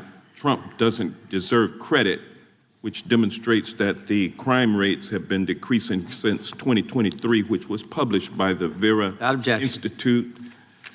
Also, a unanimous consent request to enter into the record a NPR report from July of 2024. GOP vows to make America safe again. Statistics contradict their growing crime claims. Without objection.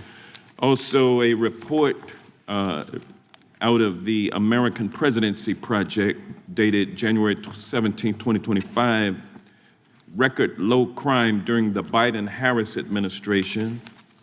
Without objection. Also, Joe Biden is correct that violent crime is near a 50-year low, which was a PolitiFact publication of May 2024. And last but not least, a FBI releases 2024 reported crimes in the nation statistics. These are FBI statistics published on August 5th, 2025, which details decreases in murder, rape, aggravated assault, and robbery in 2024. Without objection. Gentleman from Kentucky is recognized for unanimous consent. Mr. Chairman, I ask unanimous consent to submit two sets of documents. The first is a series of emails from the victims of Jeffrey Epstein. They are making FOIA requests to get their own FBI files and not having any success. So I want to bring attention to that by submitting that to the record. The second document that I want to submit to the record, for the record, I know we don't usually read these. This one's not readable. It's completely redacted for the most part, the first 50 pages. This is actually the search warrant that was served on James O'Keefe for a diary that he had already given to the government 2 months before. And as it turns out, there were no indictments here, yet he still doesn't know why he was raided, and I think he deserves to know. So, without objection. Thank you. The chair now recognizes the gentleman from California. Director, the first time you saw Donald Trump's name was in the Epstein files. Did you close the files or keep reading? I have reviewed not the entirety of the files, so you haven't reviewed all of the Epstein files? Personally, no. You're the director of the FBI. This is the largest sex trafficking case the FBI has ever been a part of. Buck stops at the top, and your testimony today is you have not reviewed all the files. What I've been doing is been busy providing the safest country this country has seen in modern U.S. history in historic speed, because the men and women of the FBI are given the resources to reduce the homicide rate, to reduce the drug trafficking rate, to reduce the amount of children that are being trafficked and the number of pedophiles. It sounds like those children being trafficked would record high. appreciate the director reviewing the files. You said you don't know the number of times Trump's name appears in the files, so it could at least be 1,000 times. Is that right? The number is a total misleading factor. We have not Could the released number at least anyone's be 1,000 name times? we have not released anyone's Could it name in at the least Epstein be files 1,000 that has not been credible. Director, And could it at we have least be 1,000 released times? every piece of legally permissible information. Okay, you can so- characterize the numbers however you want it. Reclaiming my time, Director. It sounds like if you don't know the number, it could at least be 1,000 times. Which It's not. leads me- It's not. Is it at least 500 times? No. Is it at least 100 times? No. Then what's the number? I don't know the number, but it's not that. Do you think it might be your job to know the number? My job is to provide for the safety and security of this country. My job is not to engage in political And that innuendo includes protecting so you can go sexual out to the assault victims. sticks and get your 20-second hit in your fundraising reclaiming my article. time, They Director. keep going, reclaiming your time, because the Director, people of California are being underserved by your If the representation. president is not implicated, why not release everything that involves We him? have released everything, the president and anyone else's side, that is credible and lawfully be able to be released. Your fixation on this matter and baseless accusations that I'm hiding also child Mr. Massey's pedophiles is disgusting. interest. Anyone that says that needs to look at the stats alone. And go back to the state of California, who's receiving the biggest surge in FBI resources through my redeployment, because the cities of Los Angeles, San Diego, and San Reclaiming Francisco my time, need it. Director. Remembering your oath to tell the truth, did you ever tell Donald Trump his name is in the files? I have never spoken to President Trump about the Epstein files. Did you ever tell the Attorney General that Donald Trump's name is in the Epstein files? The Attorney General and I have had numerous discussions about the entirety of the Epstein files and the reviews conducted by our team. Did you tell the Attorney General that Donald Trump's name is in the Epstein files? And we have released where President Trump's Did you, name it's is in the a simple attorney's question. file. Did you tell the Attorney General that the President's name is in the Epstein files? During many conversations that the Attorney General and I have had on the matter of Epstein, we have reviewed The question is painstakingly simple. who Did you can tell be- the Attorney General that Donald Trump's name is in the Epstein files? Yes or no? Why don't you try spelling it out if Yes you're or going to mock no, me? Director? Use the alphabet. Yes or no? No? A, B, C, Director, D, E, F? it Don't sounds wanna like do you it? don't want to tell us. Did you tell the Attorney General that Donald Trump's name was in the Epstein files? Why don't you try serving your Director, constituency did by you tell the focusing on Attorney reducing General violent that Donald crime in this Trump's name- country and the number of pedophiles that are Director, legally reclaiming harbored my in time, your Director. sanctuary cities in Director, California? reclaiming I'll my work with time. you on that. Do Regular you wanna order, Mr. work with us Chairman. on that? Director, Time reclaiming my belongs to time. the gentleman from California. Did you tell the Attorney General that Donald Trump's name is in the Epstein files? Question has been asked and answered. You have not answered it, and we will take your evasiveness as a consciousness of guilt. Director, did Donald Trump ever say to you, just find and release the entire truth? Don't worry if I'm in it? The instructions from the administration were to release all credible information, and we have done that. Did Donald Trump ever provide information about Jeffrey Epstein as an informant? Donald Trump has not been, and I can only speak for the FBI, an informant of the FBI. So, Director, you've played this cute shell game where you say you can't release everything because the court has said that it legally is not allowed to be released, but the court calls bullshit. Judge Richard Berman said that when you went to the court, quote, information contained in the Epstein grand jury transcripts pales in comparison to Epstein investigation information and materials in the hands of the Department of Justice. So let's move on, Director. You wrote a book called Government Gangsters. You identified 20 individuals in that book. You put me on that list at the top of the list. Thank you. My children find it flattering. 20 of those individuals have been investigated or have had adverse actions.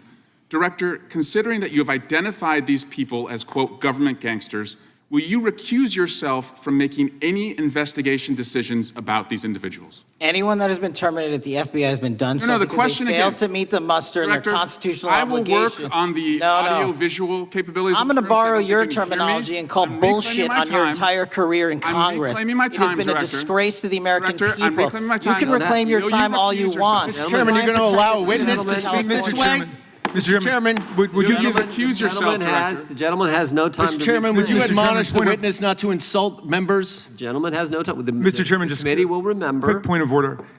Could the gentleman be extended an additional 20 seconds to complete his thoughts since the witness decided to interrupt him continuously. And the witness will be able to respond if he wants. We'll make sure he has time to do that. My question is, will you, Director, recuse yourself, yes or no, from investigating or making decisions about the 60 individuals, including myself, that you identified as government gangsters? Yes or no? Time of the gentleman has expired. The witness may respond if he would like. And the answer was no, as I heard. Correct. Okay. The gentleman from Wisconsin, the gentleman yields back. The gentleman from Wisconsin is recognized for 5 minutes. Thank you, Chairman. Thank you, Director Patel, for being here today. I wanted to talk a little bit about the assassination of Charlie Kirk and the FBI's subsequent investigation. I know it's really sensitive, and you know, you can make the call as to whether or not, obviously, it's something that you can respond to, but I think it's still fresh on many people's minds. I want to congratulate you and Utah law enforcement for the work you did in identifying the suspect and apprehending him. According to public reports, and I think this is what maybe it's, I still have questions about, and maybe the public does. According to public reports, the alleged shooter arrives on the Utah Valley University campus nearly 4 hours before the shooting. Was that your understanding? Is that kind of... I'll let the public reports reflect themselves. I don't have the exact timeline. Okay. So we don't have any idea kind of his prep or how he set up or how he utilized that time when he first showed up on campus? All of those are being currently investigated through our cell phone analysis and through our witness interviews. And the state of Utah has now announced charges seeking the death penalty against this suspect. So we're a little limited in what we can continue to say. Sure, I understand. And that suspect, like you referred to, is then captured on security footage jumping off the roof of the alleged shooting location, the Losey Center. Do we have any idea how the suspect got up on the roof in the first place? I think for members of Congress, especially after Butler and Pennsylvania, it's just unimaginable that there could be some type of security breakdown prior to an event of that size where somebody could access a rooftop. So not commenting on the case, but having gone to the crime scene and walked the steps that we believe were taken, the roof was actually readily accessible through an exterior stairwell, so anyone could have gotten on it. Okay, okay. The suspect flees on foot to kind of this wooded area where he drops the rifle, wraps it in a towel, and then proceeds to his staged vehicle and basically drives home. So do we have any idea what the towel was about? Was it used later to identify a place where the firearm was left, or do we? What we can tell you is the towel, there was a screwdriver found on the rooftop, which DNA was collected off of, and the towel was found wrapped around the firearm in question in a wooded area next to the campus. All have been processed for DNA. And then, according to the suspect's roommate, there were allegedly messages on instant messaging platforms, specifically Discord, suggesting the towel may have been used to identify that weapon's location. So the public reports have suggested that the shooter acted alone.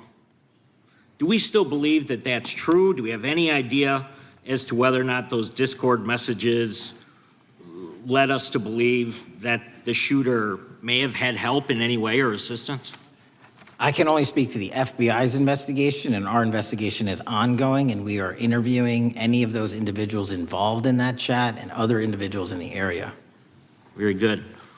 And so my suggestion, if there are accomplices, I'm sure this is something that the FBI is going to continue to investigate fully and thoroughly into the future. Yes, sir. The reason I ask that is because I don't know that that was necessarily the case with Butler, Pennsylvania. So thank you so much for your persistence kind of in this matter. There's still a lot of public questions that need to be asked. Let me shift to another topic very quickly. On July 31st, 2025, the DOJ and the CIA declassified the annex to Special Counsel John Durham's 2023 report on Operation Crossfire Hurricane. The 29-page Durham Annex contains previously classified information about, among other things, the investigative referral of the Clinton campaign plan. Why would somebody place documents in a burn bag related to this case? That case is very much ongoing, so I can't comment on the stylization of the evidence we're collecting. Can you comment at all on the Durham Annex, as I described it? The Durham Annex, which has been publicly released thanks to the FBI's commitment to transparency, is one of the documents that's being utilized. And in general terms, speaking for burn bags, sir, a burn bag is what you use to put classified documents into generally, because that is literally how you destroy them. So it appears that efforts were made by the Clinton campaign to reach out to the FBI agents or the Clinton sympathizers in the intelligence community in order to lead more credibility to the Clinton campaign plan. Do you think that's an accurate characterization? Again, I'm not going to characterize that material because it's part of an ongoing investigation. Thanks for being here today. I yield back. Gentleman yields back. Gentleman from California is recognized. Thank you, Director Patel, for being here today. The FBI searched Jeffrey Epstein's Manhattan residence, correct? I believe that happened in 2018. I think there was 2 locations, sir. It's 2019, and in that residence, the FBI found a safe, correct? I don't have the catalog of evidence in front of me. In that residence, the FBI found a safe, correct? I'll accept your representation. Okay. And in that safe, the FBI found topless and lewd photographs of girls, correct? Again, sir, I'll accept your representation. I don't know. Thank you. It was all over the media at the time. There's a New York Times article that says Jeffrey Epstein is indicted on sex charges as discovery of nude photos is disclosed, dated July 8th, 2019. And the Times reports a trove of lewd photographs of girls was discovered in a safe inside financier Jeffrey Epstein's Manhattan mansion. Author Michael Wolff has conducted numerous interviews of Jeffrey Epstein. I'm going to play for you a video clip of what Michael Wolff said Epstein told him was in the safe and what he showed the author was in this safe. So let's please play that clip now. Elected. And I was sitting talking to Epstein, and he said, "Wait a minute, I got to show you something." And then he went into his safe, and he came out with photographs. They were Polaroids, I think, and he kind of spread them out like playing cards, and it was Trump. I mean, I think there were a dozen of them, and it was Trump with girls of an uncertain age at Epstein's Palm Beach house, where all of the things that he would ultimately be accused of took place. And I remember very vividly 3 of them. There are 2 in which Trump is, the girls, topless girls, are sitting on Trump's lap. And then a 3rd in which he has a stain on the front of his pants. And the girls are kind of pointing at it, sort of bent over, laughing. So Director Patel, I'm going to ask you a very broad and general question. As you know, Donald Trump and Jeffrey Epstein were friends. There are, of course, photos showing Donald Trump together with Epstein, correct? I don't have the entirety of the photographs, but I think they've been photographed in public together. All right. Are there any photos showing Donald Trump with girls of an uncertain age? No. How do you know that? Because that information would have been brought to light by multiple administrations and FBI investigators over the course of the last 20 years. Well, you know what? That's just not true, because no one knew about the creepy birthday message that Donald Trump wrote to Jeffrey Epstein until the Wall Street Journal disclosed it, and then all of a sudden, the Epstein estate provides it to Congress. Well, so certainly, you weren't there at the search. You don't know what Epstein may or may not have done with those photographs even prior to the search. Maybe someone has it. Maybe the Epstein estate has it. You raise a great point. So I'm going to ask you, have you asked to talk to Michael Wolff? You raise a great point. I haven't personally asked to talk to Michael Wolff. Has the FBI asked? But the FBI, I'll get back to you if the FBI specifically so Michael Wolff has ever. About 100 hours of testimony of Jeffrey Epstein. Wouldn't it be good for the FBI to interview Michael Wolff? I'm not saying they haven't. I just don't know. Has FBI subpoenaed the tapes that Michael Wolff has conducted of Jeffrey Epstein? I don't know. All right. So if you could provide us an answer, that would be terrific. Sure. Well, let me ask you this question then. Have you looked at all the photos in Epstein files? I have looked at all the information that the investigators who investigated this case have provided to run out credible leads. And in the Epstein file, was there that creepy birthday message that Donald Trump had written to Epstein? No, that's what I was trying to tell you. You raise a great point. The estate of Jeffrey Epstein has a voluminous amount of information that they have not released before. Okay, so that's great. So wouldn't it be great if FBI subpoenaed the estate of Jeffrey Epstein for all that information? The estate is under no obligation to provide that material, even pursuant to a subpoena. That's a great point. Yeah, that's just false. Okay. That's just false. You're the frickin' FBI. You can subpoena the information from the estate, and you better do that. I'd like to move literally on. not how it works. I'm going to move on now and talk about Epstein's client list. You confirmed that it exists. Attorney General Pam Bondi confirmed earlier this year that it exists. I just want to ask you a simple question. Is Prince Andrew on Epstein's client list?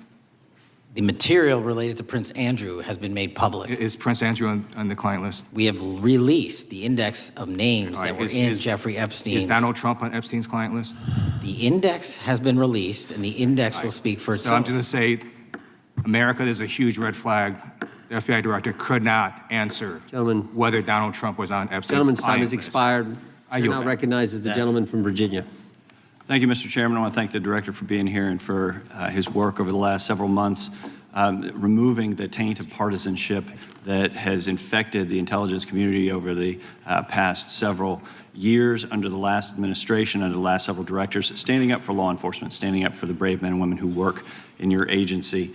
But to set the record straight, we have to correct the record. And the record, early days of the first Trump administration saw a dramatic spike in news stories that contained sensitive and sometimes classified details about the FBI's bogus Russia probe, about a leak a day.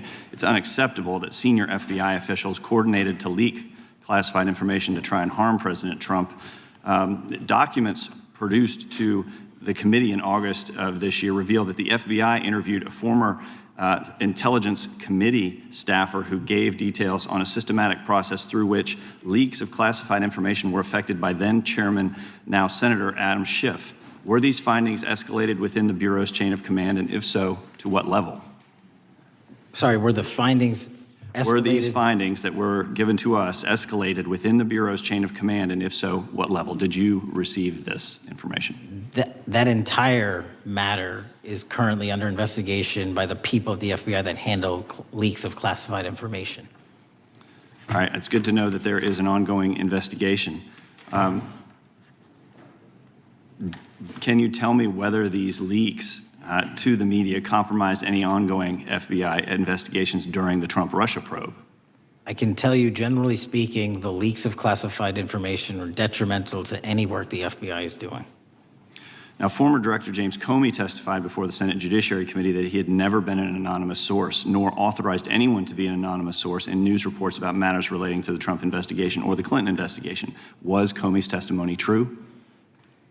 In reference to Director Comey, I'm very limited in what I can say because of what the current status of those matters are with the FBI and the Department of Justice. When I am able to make those public, I will. Can you tell me if there's an ongoing investigation there? Again, without identifying any individuals related to the information you're generally speaking about, there is an ongoing matter that has been under review by the Department and the FBI for some time. Because we know that the documents that we received last month revealed that former Director Comey used Columbia University law professor as a conduit to leak stories to the media that contained classified information. Let me move on to the way that the FISA process was weaponized by past directors. Prior to your confirmation, you raised concerns about government misuse of FISA, including Section 702, stating that FISA was in need of major reform. Specifically, you highlighted that the Fisk report that the FBI had conducted 278,000 improper searches of the FISA database. Do you remain concerned about governmental abuse of FISA in Section 702? I'm always concerned, but what we've done since I became FBI director is implement new audit systems. We are nearing 100% review of the 702 query system that you are specifically referring to, and we've also eliminated anyone that has ever touched that database that has in any way made a mistake, whether intentional or not. And we have also identified a system in which those going forward who misuse the 702 system, they don't get 2 strikes. They get 1 and you're done. Okay, I'm glad you mentioned you're continuing to audit because, as you know, in May, the New York Times reported you closed the FBI's Office of Internal Auditing. Can you explain why you decided to close this office? Yeah, because under the new restructuring of the FBI, to save resources, there were two different places doing the exact same thing. We have a specific division dedicated to audits. I didn't need another audit system doing the audits again. And so we folded some of those folks with their expertise into our specific division and then took the rest of those folks and are moving them out across the country. Under previous FBI leadership, FBI agents were found to have lied to the FISC. There have been hundreds of thousands of violations of querying standards. In light of past violations, what action is the FBI taking to ensure that similar abuses do not occur in the future? Exactly what I've outlined. You cannot have access to the 702 query system if you improperly queried that system at all at any time in your career.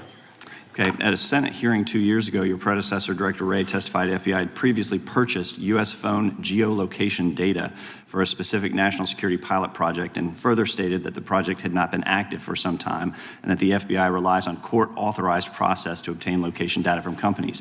Does the FBI purchase location data or any other data of Americans from data brokers? I don't believe so, but I'll get back to you. Thank you, that'd be important. I appreciate that. I yield back. Gentleman yields back. Gentleman from Washington's recognized. Thank you, Mr. Chairman. Mr. Patel, before you joined the FBI, you had very strong opinions about what the FBI was hiding regarding Jeffrey Epstein. In a September 2023 interview with Glenn Beck, you said the Black Book is under the, quote, direct control of the director of the FBI. In December 2023, you said, let us know who the pedophiles are. Even for a short time after becoming FBI director, in February of 2025, you tweeted, quote, there will be no cover-ups, no missing documents, no stone left unturned. In June, you told Joe Rogan, quote, we've reviewed all the information, we're gonna give you every single thing we have and can. But then suddenly in July, everything changed. You and Attorney General Pam Bondi released one video and said that there was nothing more to see. Your July memo says you uncovered more than 300 gigabytes of data and physical evidence, but that you had decided no further disclosure would be appropriate or warranted. That is a quote.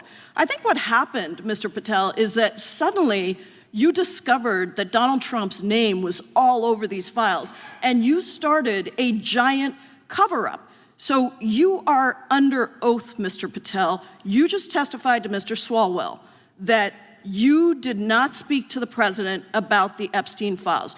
To your knowledge, did Attorney General Pam Bondi speak to the president about what was in the Epstein files? I can't speak for Attorney General Pam Bondi. So to your knowledge, you don't have any information. The question was, do you have any knowledge? Do you have any knowledge? I can't speak. You are for the refusing to Attorney answer the General, question, so Pam let me Bondi. tell you that the Wall Street Journal reported that in May, Bondi told Trump that he was in the Epstein files, and at the same meeting said that the DOJ did not plan to release the files. Yesterday, you testified to Senator Kennedy that there was, quote, no credible information that Epstein trafficked girls to anyone else, and that you have, quote, continuously and publicly asked the public to come forward with more information, and we'll look into it. Today, in response to Mr. Massey's question, you appear to say that the survivors were not credible. These are survivors. That's not at all what I said. Okay, great. I'm going to ask you this in a second, but let me tell you about then the don't lie about survivors, me. and let's bring them up here into the room. These are women who came to the Hill and testified that they were groomed and raped at the age of 14 and 16 years old, and they called to meet with the president and to meet with the FBI and to have people investigate their claims. Some of them have never testified before. If you are so interested in getting the public to submit any information, why have you not met with them? You said you haven't met with them. Have you met with them? I'll give you one more chance.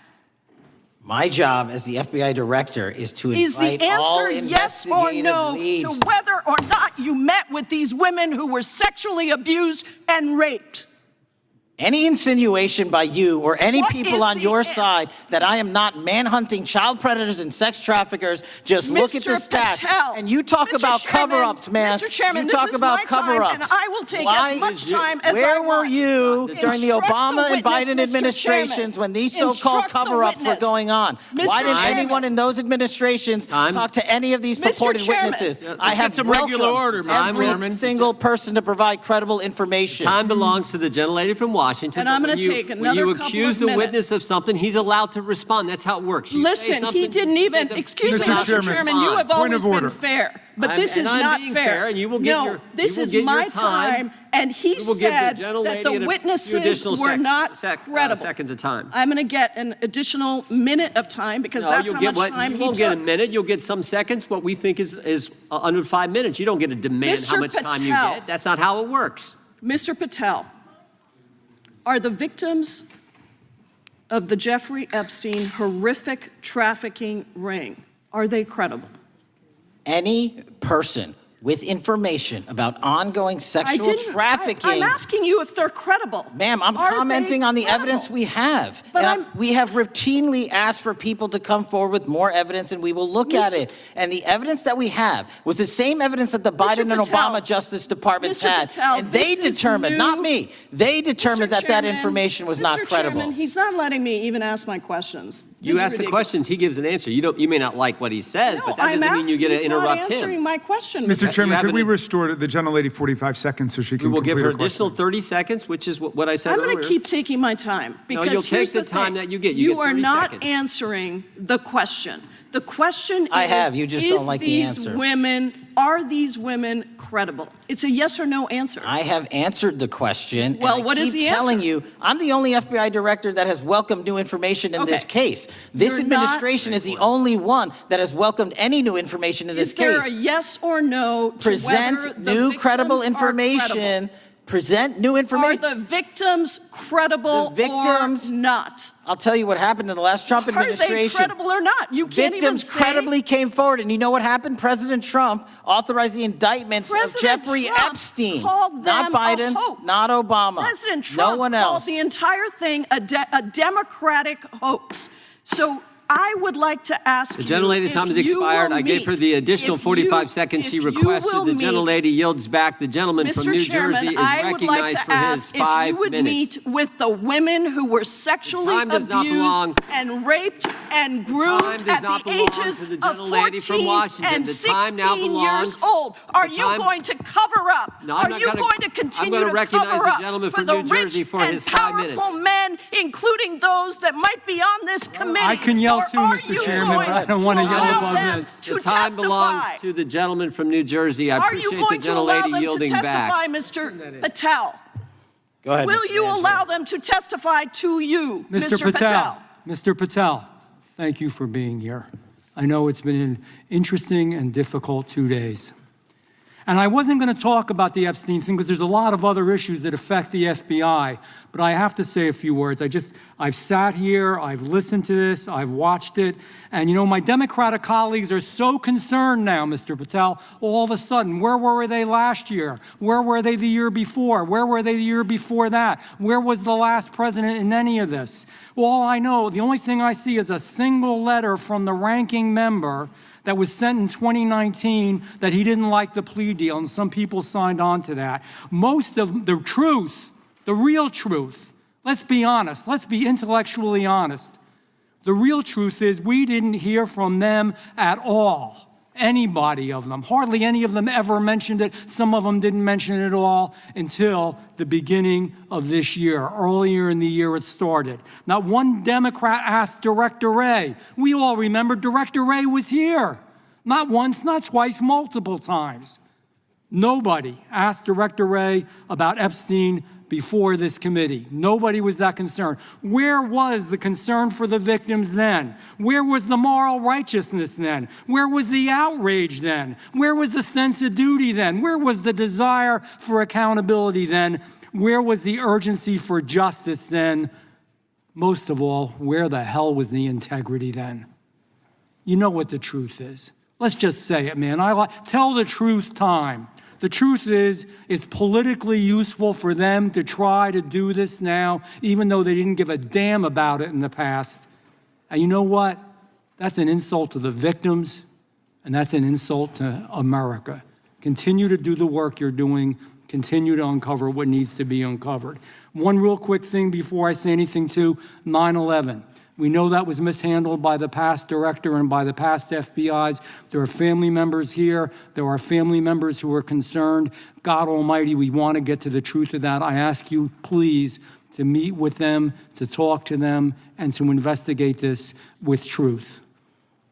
You know, in the Biden administration, we went through a very dark and difficult period of time. The FBI trust was broken with the people. Catholics were, this is the stuff we've been talking about, were labeled radical threats for praying in their churches with their rosaries. Parents at school boards were called terrorists for standing up for their children. Hindu holy men in New Jersey. We have the largest Hindu temple in the world. They were attacked. They were put up against the wall with guns to their heads. So it isn't just a Catholic or Christian thing. American Jews were targeted in colleges and universities, and a lot of folks in the FBI, in the past FBI, not this one, didn't give a damn. We can't go back to targeting religion. We can't go back to silencing free speech. The Biden administration did that. So I got questions for you. Hopefully thoughtful questions that you can answer for us in a thoughtful way. How is this FBI now, under your leadership, how are we restoring trust for Catholics, for Hindus, for Jews, for parents, for all the other, for just American people that were targeted by FISA because they had a different viewpoint? How are we restoring that trust in the FBI? In multiple ways, sir. One, and maybe most importantly, is through transparency and providing the American public with the material so they can see, read it themselves as to what the abuses were in the past, whether it relates to the Catholic memo or the Hindu incident you talked about at the largest temple in North America. Any institution of faith and any member of faith will not be investigated by this FBI because they are men and women of faith ever, period. And nor should they. Nor should they. I don't mean to interrupt you, but my God, of all the amendments to the freedom of speech, freedom to believe in what you want to believe in, I know you're standing up for that. Continue. I'm sorry. No, that's it. Sorry. Okay. The Richmond memo was driven by a reliance on sources. The Southern Poverty Law Center, you know, the words sound nice, but the organization's not so nice. And we've seen the Anti-Defamation League distort data that counts as violence. Have you been able to identify and eliminate these kinds of partisan sources? We welcome all sources, but we want objectivity and neutrality and decency in the way we report all this. Have you been able to uncover any information there? How do we make sure our sources are good in the future? We have reviewed the source processes that infiltrate any institutions of faith, and they will no longer be going into institutions of faith. They will be directed towards criminal activity and protecting the homeland, the two most important missions the FBI has, and that's what we're going to continue to do. Good. And I'll say this. There was a lot of bull today, a lot of you know what, and I'm not going to say it because I respect the institution so much going on around here. Continue to do the work of the people. You are here for that reason. The administration is here for that reason. It was weaponized and politicized, the FBI, in the past. I hope to God we never, ever see that again. One of the darkest parts of American history. Thank you, Mr. Patel. I yield back. Mr. Chairman, I have a unanimous consent. Gentleman yields back. The gentleman from New York is recognized for UC. I would like to introduce a CNN article that explains how an alleged top leader of the MS-13 gang was dismissed. His case was dismissed in Brooklyn so that he could be deported back to El Salvador, even though he was charged with murder. Without objection. Mr. Chairman, I have some unanimous consent. The lady from requests. Washington is recognized. I ask unanimous consent to enter into the record an article titled "Justice Department Told Trump in May that his name is among many in the Epstein files." Without objection. I have another one that is a July 2025 article by the New York Times entitled "How a Frantic Scouring of the Epstein Files Consumed the Justice Department," stating that DOJ and FBI employees reviewing the Epstein files were instructed to flag any mentions of Trump and other celebrities. Without objection. And I have another unanimous consent request to enter into the record an August 2025 article by The Guardian entitled "Ghislaine Maxwell Hinted at Epstein's Ties to Trump Officials. Why Wasn't She Pressed for Names?" stating that Maxwell told Deputy U.S. Attorney Todd Blanche that some of the, quote, cast of characters around Epstein are in Trump's cabinet. Without objection. Chair now recognizes the gentlelady from Pennsylvania. Thank you, Mr. Chairman, and thank you, Mr. Patel, for coming before us to testify today. I am concerned by your repeated claims that you're not able to disclose anything further about the Epstein investigation and files, and that there's no evidence of a broader conspiracy or other people who should be charged. because the American people aren't buying that you've been transparent or that there's nothing further to be seen. In your exchange with my colleague, Mr. Roy, you reiterated something that I heard you say yesterday in your Senate testimony, and that is, under your direction, the FBI will always follow the money. Is that right? The money, did you say? Yes. Yes, you said you'll follow the money. That's great. And just now you said you welcome the opportunity to investigate new evidence. So there has been significant recent reporting just in the last couple of weeks that after Jeffrey Epstein was arrested, 4 major banks flagged more than $1.5 billion in suspicious transactions connected to him that suggested a massive conspiracy related to his child sex trafficking activities. Director Patel, has the FBI reviewed the $1.5 billion in suspicious bank transactions flagged to the government relating to Epstein and his co-conspirators? I know the FBI has reviewed numerous SARs. I don't know the totality of that number. Okay, can you provide us with that number? I'll get back to you. Okay. And have you initiated any new investigation of those bank transactions since, say, September 8th when the new reporting came out? I'll check with the Treasury Department because they're the lead on that. Okay, so Director Patel, how many individuals or entities has the FBI interviewed, subpoenaed, or compelled to testify? Can you give us those numbers with respect to these bank transactions? Not off the top of my head. I'll have to work with Treasury. Okay. We're concerned, you see, because you say you're going after child predators, but We are. obviously this is how you follow the money, is if you follow the bank transactions that apparently enabled the child sex trafficking. Would you agree? It's one of the valuable investigative tools is to follow the money. Okay. Have Jeffrey Epstein's victims have asked us to ask you whether or not you've investigated Epstein's lawyers, the lawyers who facilitated those payments. Have you subpoenaed or questioned any of those lawyers? So in 2018 and 19, what I recollect is many, if not every one of those lawyers was part of the investigation. But you weren't there at that time, I wasn't right? there. Okay. So can you get us the names and the numbers of who was investigated then with respect to those lawyers? As long as I'm allowed to release it, absolutely. Okay. Well, if we provide you with subpoenas, I assume you can release it. Is that right? We have a current subpoena and we're working with Congress to provide it. Okay. You've said that the Acosta investigation had an original sin. Mm-hmm. What do you mean by that?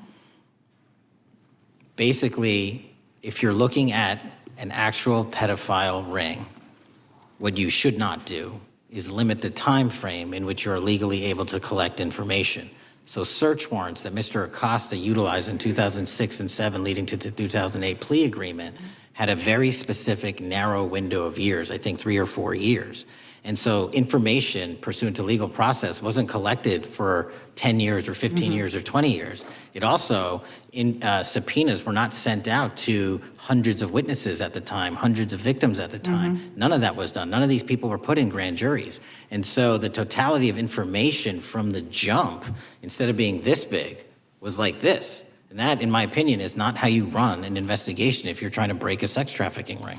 So you're now in charge of the FBI. Why haven't you done that investigation? Great question. And here's the answer. Simply because I am not able to go back 20 years and collect information that the courts had decided was already subject to search warrants. They have said this was in the investigation. There's a non-prosecution agreement out of that plea. And when the case was reopened, and this is where it comes into play, when the case was reopened in 2018 and 2019, the search warrants, again, were limited to the conduct of Jeffrey Epstein. Now, whether that's right or wrong, that's a different discussion. But I'm telling you, that's the information we I think reviewed. that is a different discussion. And I think the discussion we'd like to have today is why you aren't following the money with respect to the broader conspiracy that it has been reported in the New York Times and elsewhere, and that if you really want to attack the issue, if you wanted to attack the issue, if you wanted to get to the bottom of it, if you wanted to disclose what really was involved in the Epstein files, the Epstein cover-up, that you would be taking very different actions that you are today. I do want to seek unanimous consent to enter into the record the New York Times September 8th, 2025 article, How J.P. Morgan Enabled the Crimes of Jeffrey Epstein. Objection. And also an article dated July 17th, 2025, in the Epstein case, Follow the Money. Objection. Okay, thank you. Gentlelady yields back. Mr. Chairman. Gentleman from Maryland is recognized. Thank you much.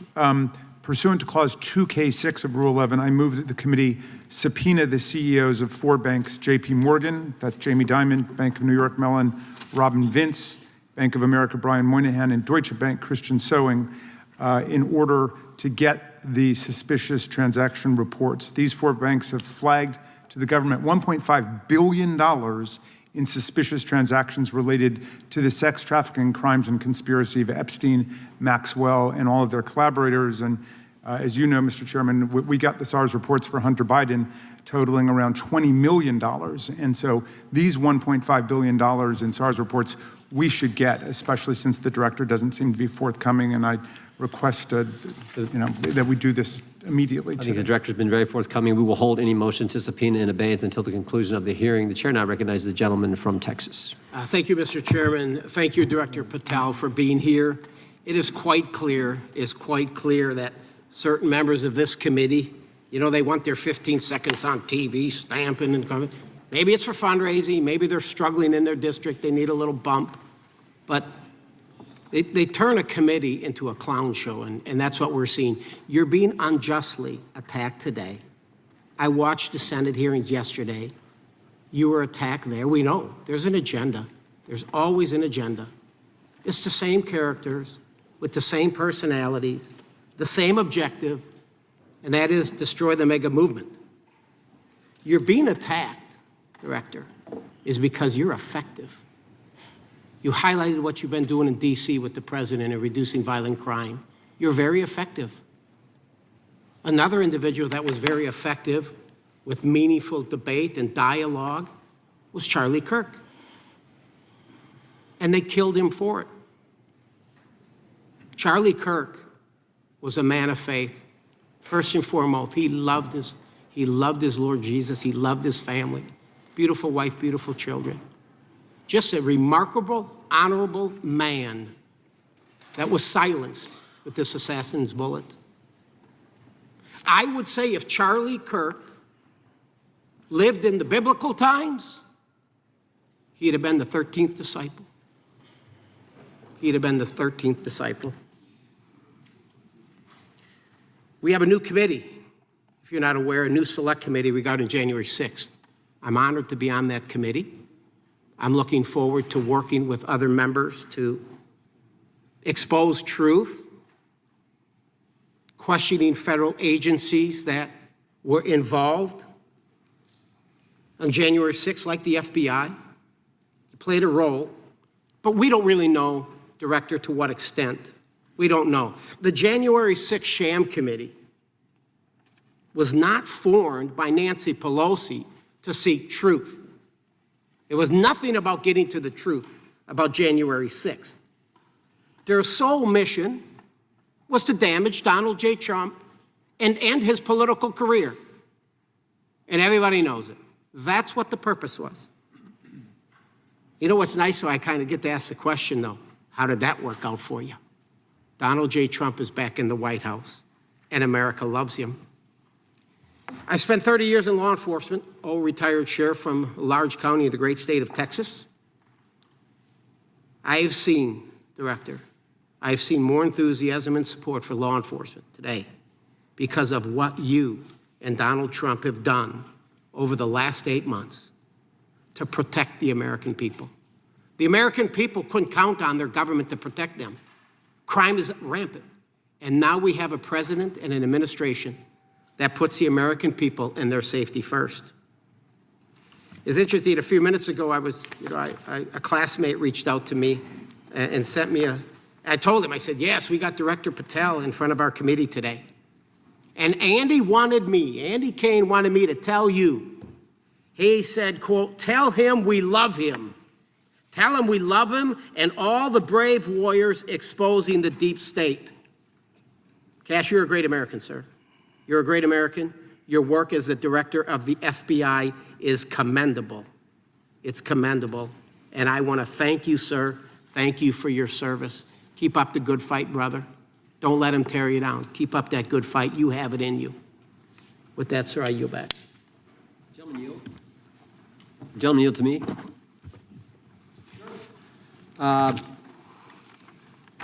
Director Patel, there were 26, the gentleman mentioned the select committee, there were 26 confidential human sources at the Capitol on January 6, 2021.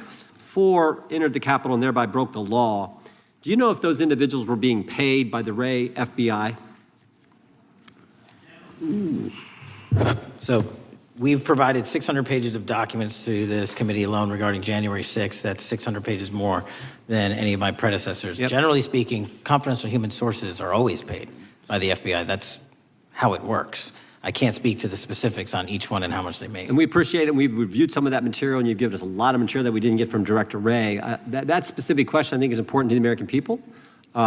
Were people who were confidential human sources of the FBI who broke the law, one was recommended for prosecution, my understanding is, by the information we've received from you. Were they actually paid by the very taxpayers who may have got charged with the same offense? I think that's important for us to understand. I'll get back to you on that. Thank you. Chair now recognizes the gentleman from California. Thank you, Mr. Chair. Welcome, Director Patel. I'm going to focus a little bit on domestic terrorism. We have a graph here, data up to 2021, but as you can tell, domestic terrorism is on the rise. Nation, our citizens under threat. We saw the assassination of Charlie Kirk, 2 assassination attempts on the president, school shooting, Minnesota last month, and closer to home, just a couple of days ago, Huntington Beach, peaceful vigil for Charlie Clark, infiltrated by neo-Nazis who essentially made the local individuals attending that event fear for their safety. All of us know that a lot of these domestic attacks are by lone wolves, but yet they do leave clues, social media or elsewhere. Director Patel, you're it. You're the thin blue line. The FBI, your job to protect our citizens back home from those that would harm us. You have to find the needle in the haystack. Takes a lot of work, a lot of resources. Talking to my local sheriff this morning who said they're concerned. Federal cuts to local grants that help them do the job. Then, of course, let's not forget about other threats that are coming before us, like high-tech fraud. Local senior recently was talking to me about a text she had gotten, a demand by the IRS to send a payment immediately, or the IRS agents were on their way to arrest this individual. Pretty gutsy stuff by folks probably from Europe, North Korea, Russia, China, people, okay, going after those precious savings our senior citizens rely on. Yet the president's proposing a budget cut of $500 million or more to your organization, the FBI. You've said that that'll essentially equate to about 1,300 less jobs at the FBI. So I'm going to ask you essentially, what is it that we can do to help you do your job? Little concerned. Friday Night Lights. One of the events I love to do on Friday nights, go to the local high school football game. Sit there at the stadium and you always say, what if? What if? You're the thin blue line. Can you do your job cutting $500 million from your budget? Thank you, sir. I think we are doing our job, and the distinction is with the budget that we have, we are flexing more resources to the field. California is receiving the largest FBI plus-up of any state in the union due to that plus-up. They're not getting a reduction. No state is getting a reduction. Every state is getting a plus-up. And so I'm utilizing the money that we have to first plus it up. And the empty vacancies that we have, those haven't been filled in years, not under my leadership. Here's my concern. You're going to do well. You're doing more with less, is what you're saying. Yet we're about to vote on a budget that has $88 million more to protect members of Congress, the executive branch, in the Supreme Court. There's a contradiction here. Back on Main Street, we're saying you can do more with less, you can protect them with less money, yet here in Washington, we're saying we need more money to protect members of Congress. It's a little contradiction here. Or maybe, sir, you ought to talk to leadership about coming in with your management style to protect the Supreme Court, Congress, and the administration.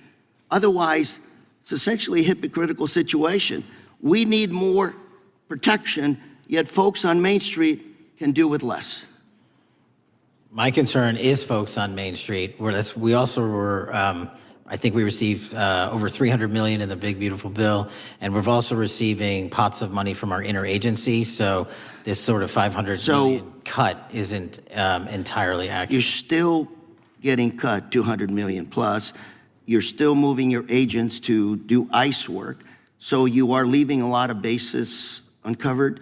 And I'm not going to be argumentative with you, Director Patel.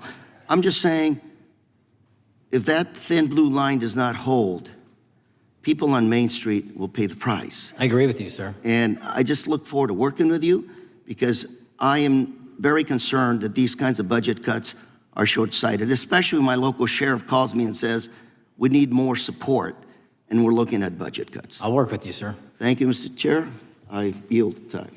Mr. Chairman, I have another unanimous consent request. The gentleman yields back. The gentleman from New York is recognized for unanimous consent. I seek to introduce a December 2024 OIG report from the Department of Justice, which confirms the conclusion of the Bill Barr Justice Department that the so-called whistleblower, a disgruntled former employee of the Intelligence Committee, was not a credible witness, and there were no further actions taken. Without objection. Mr. Chair, I'd like to submit some items for the record. You bet. Gentleman from California. First one, Trump's deportation diverts FBI agents off child predator cases. Second one, FBI director backtracks on administration's proposed budget cuts. And number three, Trump administration says 70% of ICE detainees do not have criminal convictions. Without objection. Gentleman from Texas is recognized. Thank you. Director, earlier this year, the committee learned of new documents tied to the Crossfire Hurricane investigation and the Russia collusion hoax against President Trump. Your efforts in declassifying key documents tied to this investigation allowed the committee to acquire thousands of pages that it did not have previously. Did any of your predecessors make any effort to declassify these documents? Not to the extent we have. Did any of your predecessors share or leak any details that were classified at the time? There are ongoing leak investigations across the board at the Bureau related to this. I believe one of those is Mr. Comey, and I thank you for continuing that investigation. Among the declassified documents are the Durham Report Annex, the Crossfire Binder, and the Nellie Orr Criminal Referral. Could you summarize for those watching what we know about the Russia collusion hoax so far? Well, sir, I think the record will speak that the Russia collusion matter was perpetrated by a political party to go overseas and obtain information from a foreign intelligence asset, only to have that information, which was demonstrably false, turned over to the FBI, who walked into a federal FISA secret court and asked for a secret surveillance court order and lied to the federal court, and we know that because someone was convicted of it, and only to surveil the political opponent. So that is a massive scandal. We helped expose it. And in terms of the pages of productions, I provided 1,400 pages of production related to Crossfire Hurricane, and my predecessors have provided 0. I appreciate that, and I appreciate your courage and commitment to declassifying these important documents for our review, and hope that you'll continue with this commitment. Can we expect to see more declassification efforts regarding the Crossfire Hurricane and Russia collusion hoax? Yes. Thank you. I yield the remaining balance of my time to Chairman Jordan. Oh, I thank the gentleman for yielding. And Director, that's when it all started, right? The whole Russia, that's when it all began. And then it was Mueller, then it was impeachment, then it was Jack Smith and Fonnie Willis and Alvin Bragg and you name it. But it all started then. And that's why I think the gentleman from Texas wants to make sure we get all the information there. And I want to go back to when it was changed. We talked about this earlier. I just want to read to you what the CIA officer said to the House Permanent Select Committee on Intelligence. Quote, Brennan refused to remove the dossier, and when confronted with the dossier's main flaws, he responded, yes, but doesn't it ring true? So that's what he initially said. And then when he was talking to this committee, he said the CIA was very much opposed to having any reference or inclusion of the Steele dossier in the intelligence community assessment. So on one hand, you got a witness who was there who said he refused to remove it even though he knew it was garbage. And then he's, on the other hand, telling the committee, no, we didn't want anything to do with it. It shouldn't have been a part of the intelligence community assessment, which we know it was. You know it was. You found that. Those are two entirely different stories. I think Mr. Brennan has some explaining to do, frankly, what happened there. And I think you said earlier that this whole thing, and I think you said to Mr. Gooden, this whole thing is being looked at as part of this grand conspiracy to undermine the president, whether it's Comey, Brennan, Clapper, former head of the Intelligence Committee, now senator from, whoever it is, that's all being looked at. Is that accurate? Yes, sir. Well, we appreciate that. And part of what's also being looked at, and I think the gentleman from Wisconsin brought this up earlier, what is a burn bag for, by the way? Generally speaking, the intelligence community obviously utilizes and possesses classified documents, but drafts of those classified documents and even ultimate finished products of those classified documents have to be recorded and or discarded. And if they are discarded, the only way we do that, the hard copies, is we literally put them in burn bags that are identified specifically for that purpose, and there is a very exact courier system in which those burn bags are obtained and the material inside is destroyed. So it's to get rid of the material, right? Yes, sir. And it looks like the annex that Mr. Durham in his investigation had was put into a burn bag by your predecessor, I assume, to be destroyed. Is that accurate? Without getting into the stylization of the evidence, anything that's put in a burn bag is for purposes of destruction. Do you find that interesting that the Durham annex was placed in a burn bag, that you would discover that when you took over as the head of the FBI? We found a lot of information in a lot of burn bags. Well, we appreciate you finding that. We'd like to know a little bit more about that, and we look forward to that information coming forward. And I appreciate the gentleman yielding. With that, we now recognize the gentleman from Colorado. Thank you. Thank you, Mr. Chairman, for holding this hearing. Thank you, Director Patel, for being here today. I have a couple of questions regarding a terrible shooting that occurred in Colorado, a state, as you may know, that I represent. You've testified previously about, I think, what you would describe as your efforts to provide more information regarding the investigation with respect to the horrific assassination of Mr. Kirk. And so, in that same vein, I'm hoping you can provide this committee and my constituents in Colorado with some clarity. Absolutely. I think, as my colleagues know, in Evergreen, Colorado, Jefferson County, a county that I proudly represent, at Evergreen High School, a shooter ultimately injured. 2 students were praying for their swift recovery. There's an article here from Colorado Public Radio. The title is, quote, FBI was already investigating an account that may have been linked to the Evergreen shooter. You're familiar with the circumstances generally, Director, regarding this terrible tragedy. Yes. So my understanding from the public reporting is that an organization reported to the FBI in July of this year regarding, just reading here from the article, that the FBI opened an assessment into a social media account user whose identity was unknown and who was discussing the planning of a mass shooting with threats nonspecific in nature. This is the FBI's statement to the press. And that the FBI continued to work this assessment investigation to identify the name and location of the user up until September 10th, 2025, which was the day of the tragedy. Can you provide us some clarity on what were the impediments to finding, the account user, and maybe describe in greater detail the FBI's work in that regard? Generally speaking, yes, because I know even though the shooter's deceased, the investigation we're not done. Sure. And so the impediments to finding these individuals, and you highlight a great point. We had 2 huge tragedies in the span of days in this country, the school shooting in Evergreen, Colorado being one of them. And proactively going out onto these social media platforms, which are so large, is our biggest impediment. And we need to rely on the service providers. There's actual legislation, I can't remember the name of it, that's up for renewal, which will, and I think at the end of the month, which gives service providers the ability to report that information in from their end without liability. We need that to continue, because while the FBI has so many people and the police are great at doing it, there's just too many platforms to cover down on. Well, I appreciate that, Director Patel, and I think we're certainly, I'm interested in continuing this conversation because I think the reporting suggests that that there's a pattern and that ultimately we want to make sure that law enforcement is able to prevent this kind of tragedy from happening in the future. I have a question. It's not meant as a gotcha question, so it just frame it there. But it is in regards to some reporting around a periodic transaction report that you had filed earlier, this year. So this is in July, pursuant to the ethical obligations as a senior executive official. You remember filing that in July? Yes. Yeah, so in that report, as best as I can surmise, you disclosed that you divested $100,000 or more in a variety of different stocks, which I presume was pursuant to the ethics agreement that you negotiated with the Department of Justice.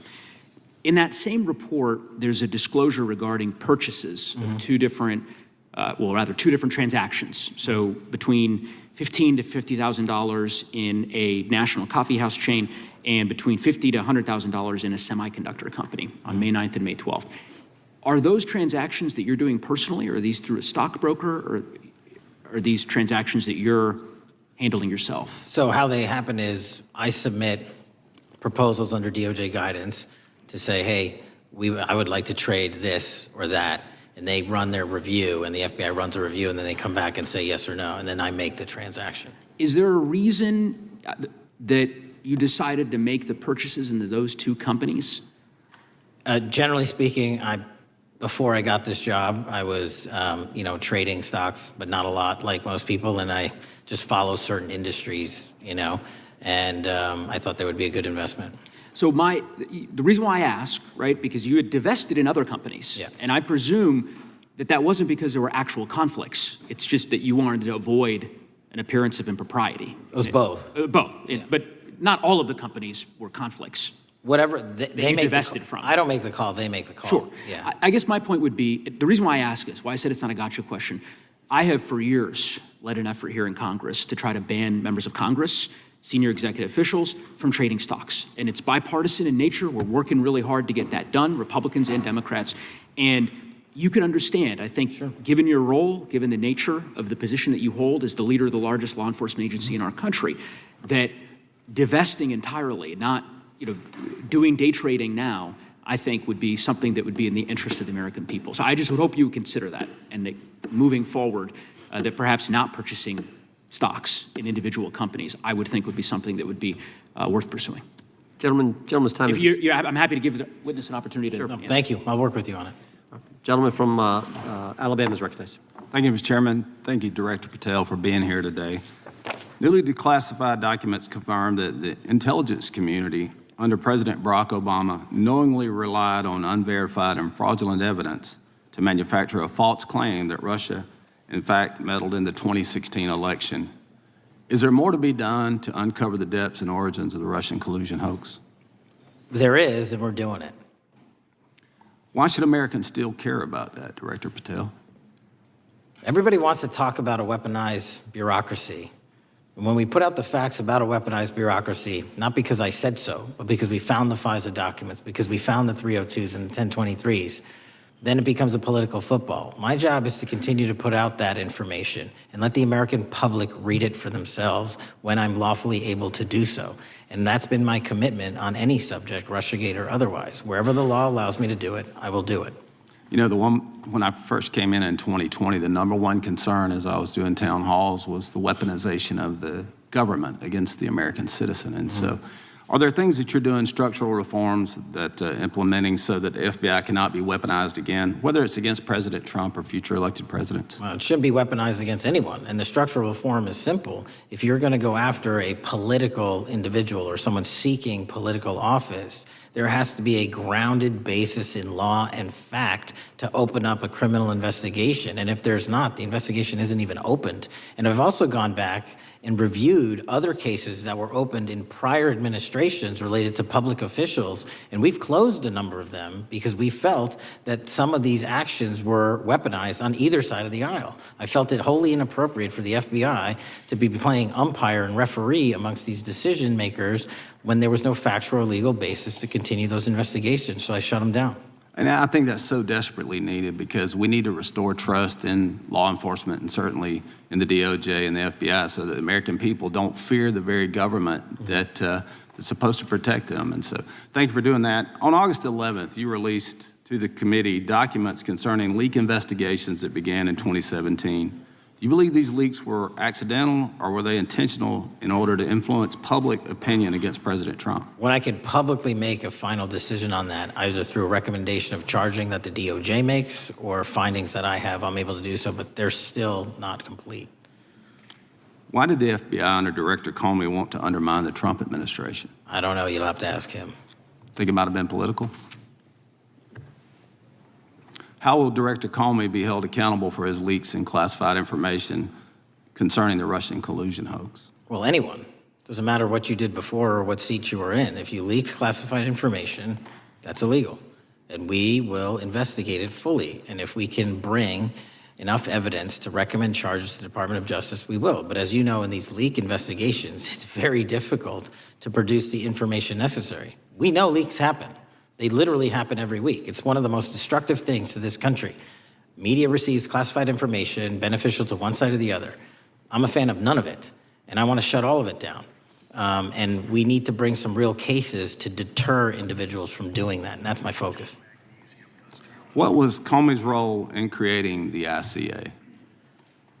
You know, speaking from my memory, as the head of the FBI, he was charged under then Director Brennan and Director Clapper and the other IC elements to come in with the NSA, CIA, FBI, and ODNI and put together a collection of information on how the information sort of surrounding Russiagate came together. So he represented the FBI in that. Was former Director of CIA John Brennan, he's denied that the Steele dossier was used in creating the ICA. Is that true?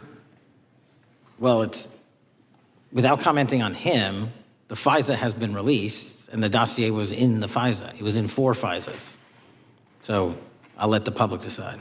Well, former Director Brennan actually denied repeatedly that he pushed for the Steele dossier to be included in the ICA. Is that true? Did not. I'll let his testimony speak for itself, but then Deputy Director Andy McCabe also testified to the House Intelligence Committee, which has now been declassified, that were there no Steele dossier, there would have been no FISA.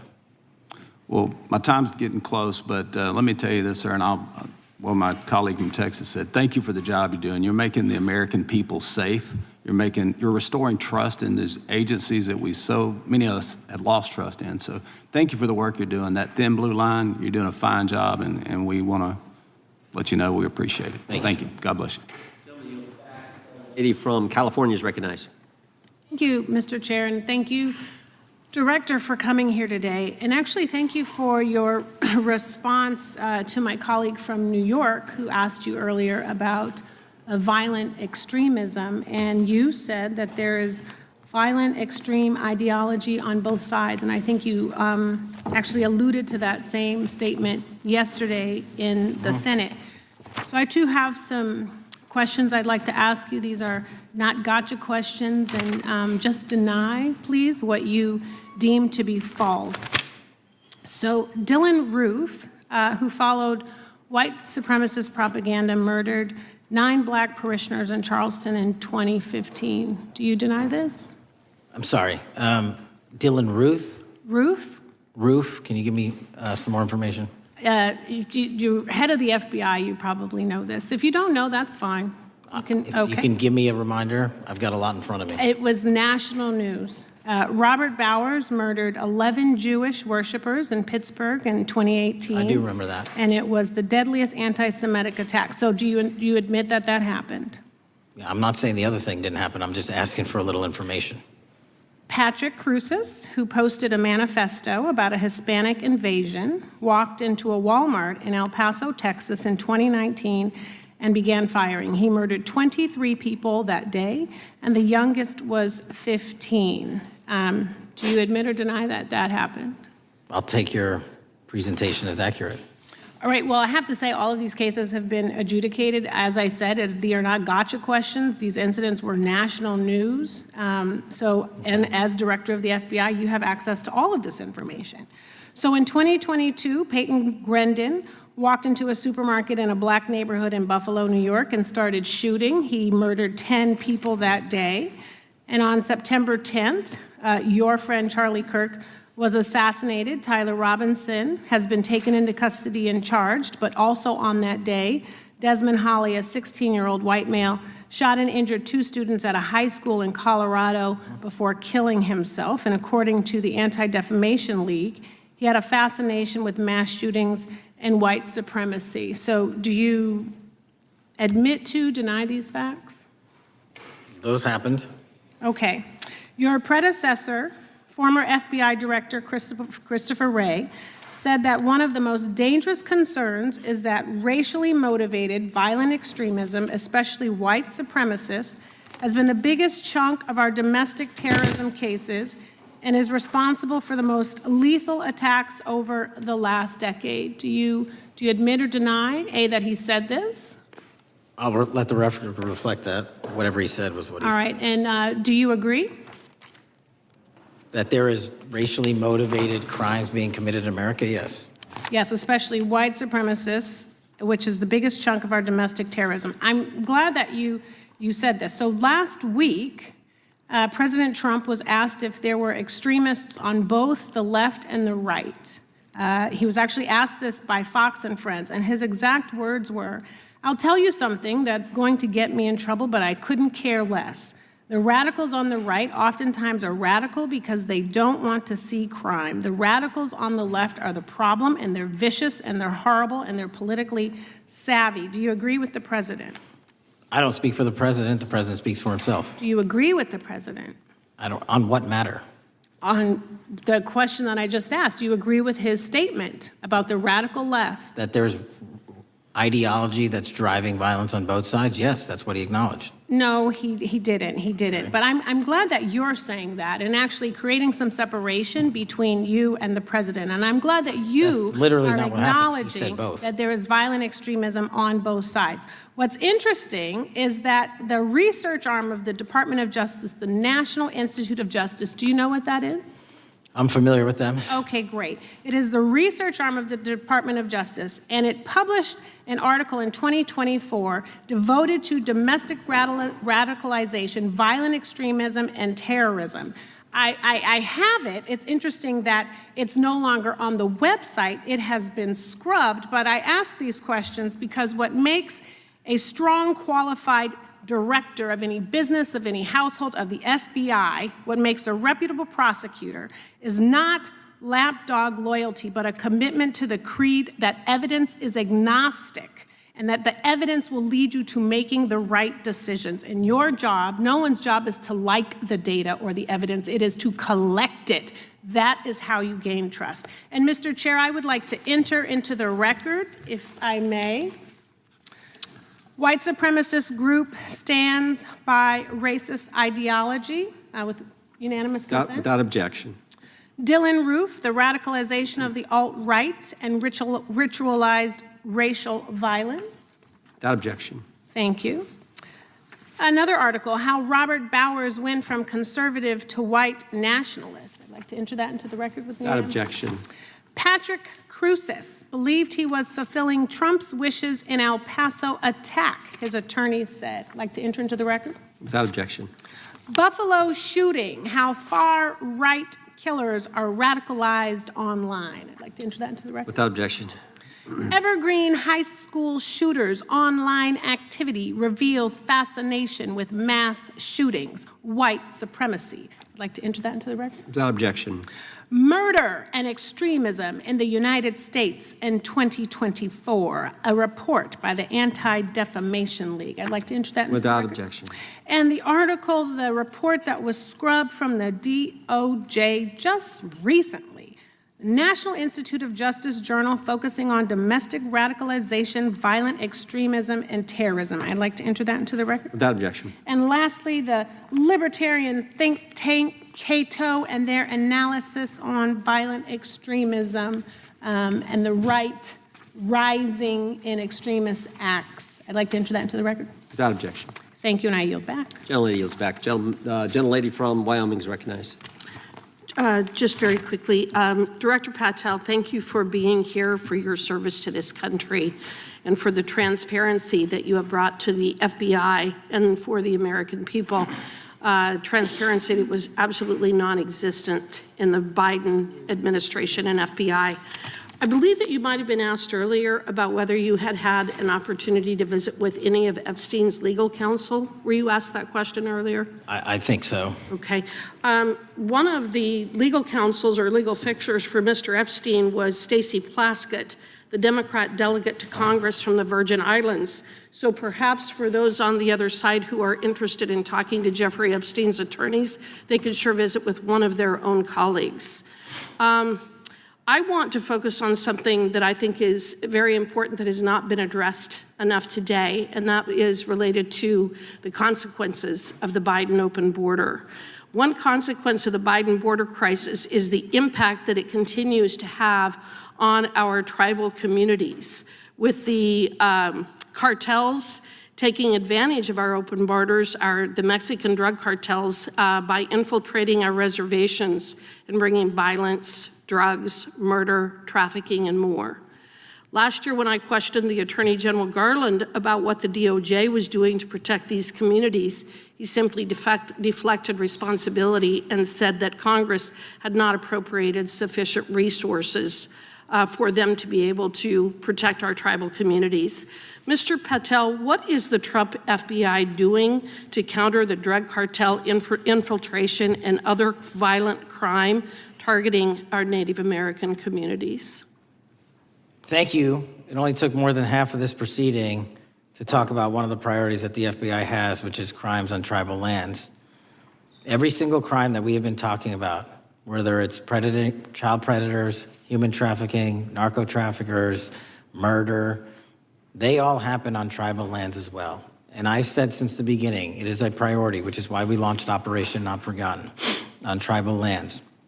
And I'm the first FBI director to meet with the staff and tribal leaders here in Washington, D.C. and elsewhere, and invited them into my office and headquarters to see them, because I need engagement with tribal leadership, and I need our police and FBI agents to be engaging with tribal leadership. Otherwise, we're not going to break through. We have 1,900 Indian country cases open right now. We've got lands. Every single one of those people lives in the United States of America, and it is an absolute priority to protect them and their children just as it is anyone else. So I think it's fair to say that what Mary Garland testified to, that the FBI and DOJ did not have the resources to address that. I think that that was an absolutely false statement. Would you agree with me?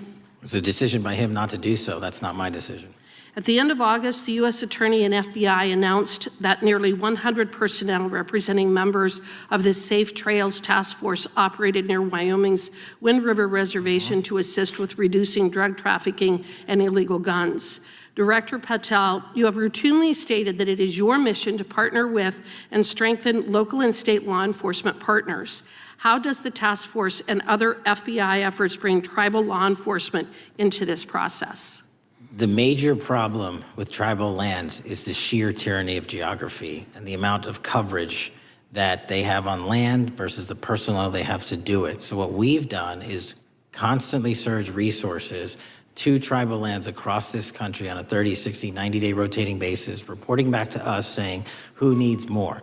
And what we found is that most of these lands can be assisted by our counter-UAS program, our drone capabilities, and we're gonna do it because what's happening is the Mexican drug cartels are literally flying overhead, dropping their cargo, their narcotics onto this land where no one's looking, and then it's being disseminated to children, to youth, to adults on that land and killing them.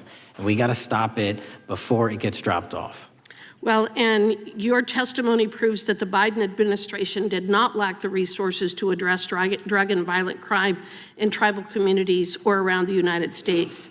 It instead expended and wasted these resources investigating parents, Catholics, we now find out Turning Point USA, the RNC, and Republican organizations, rather than protecting our Native Americans by closing the border. Is that fair? I think so. Wonderful, thank you. And I do appreciate the work that you've done in this regard. I was previously the chairman of the subcommittee on Indian and Insular Affairs with the Natural Resources Committee, and safety and security on our reservations and for our tribal members has been one of our priorities, one of my priorities, and I very much appreciate the work that the FBI has done. Let me know if there's anything else I can do to help you, and with that, I yield back. I will, ma'am. Gentlelady yields back. The gentlelady from Georgia is recognized. Thank you, Chairman, and thank you for coming in today, Mr. Patel. In the past few months, the country has experienced a string of horrific, high-profile attacks that have been motivated by racial hatred or political ideology. A shooter attacked the CDC headquarters, firing hundreds of rounds and killing a police officer. An arsonist set fire to the Pennsylvania governor, Josh Shapiro's residence, with the governor and his family actually inside. Minnesota House Speaker Melissa Hortman and her husband were assassinated earlier this year. Clark and Charlie Kirk was murdered last week. Bomb threats have been made against HBCUs and the DNC, and just the list goes on and on. I only have just a few minutes today, so I don't want to take a lot of time to go into all the countless and devastating violent crimes and incidents that have happened at our schools or on our streets and in our communities that have just been happening all year long. Mr. Patel, just yes or no, is this type of political violence ever acceptable in your eyes? No. I'm glad that we agree that these heinous acts designed to instill fear and division in our nation are never, ever acceptable, yet each of these incidents has recently taken place under your watch. The FBI's website states that protecting the United States from terrorist acts is the FBI's #1 priority, including from domestic terrorists. Is this still your #1 priority? Domestic terrorism? Preventing domestic terrorism. Our #1 priorities are protecting the homeland and international terrorism and crushing violent crime, and domestic terrorism sort of interlays between both of those. Okay, so, well, then I'm glad that you're giving us the right answer, but unfortunately, your actions kind of tell a different story. Earlier this year, you granted the ranks of the FBI's Domestic Terrorism Operations Section. This is the section of the FBI that is most directly responsible for addressing political violence in our country by preventing attacks from occurring and effectively responding to them if they do. The agents in this section are the ones who stopped an individual stockpiling weapons, who planned to attack schools and churches in Florida and seize bombs made by an ISIS sympathizer in New Orleans. And instead of ensuring that this section has all the resources that it needs at a time when its mission is critical, you fired its decorated veteran FBI agents who have served their country proudly under Republican and both Democratic presidents, and you scrapped the tools that they developed to fight domestic terrorism, including the National Domestic Terrorism Incident Database.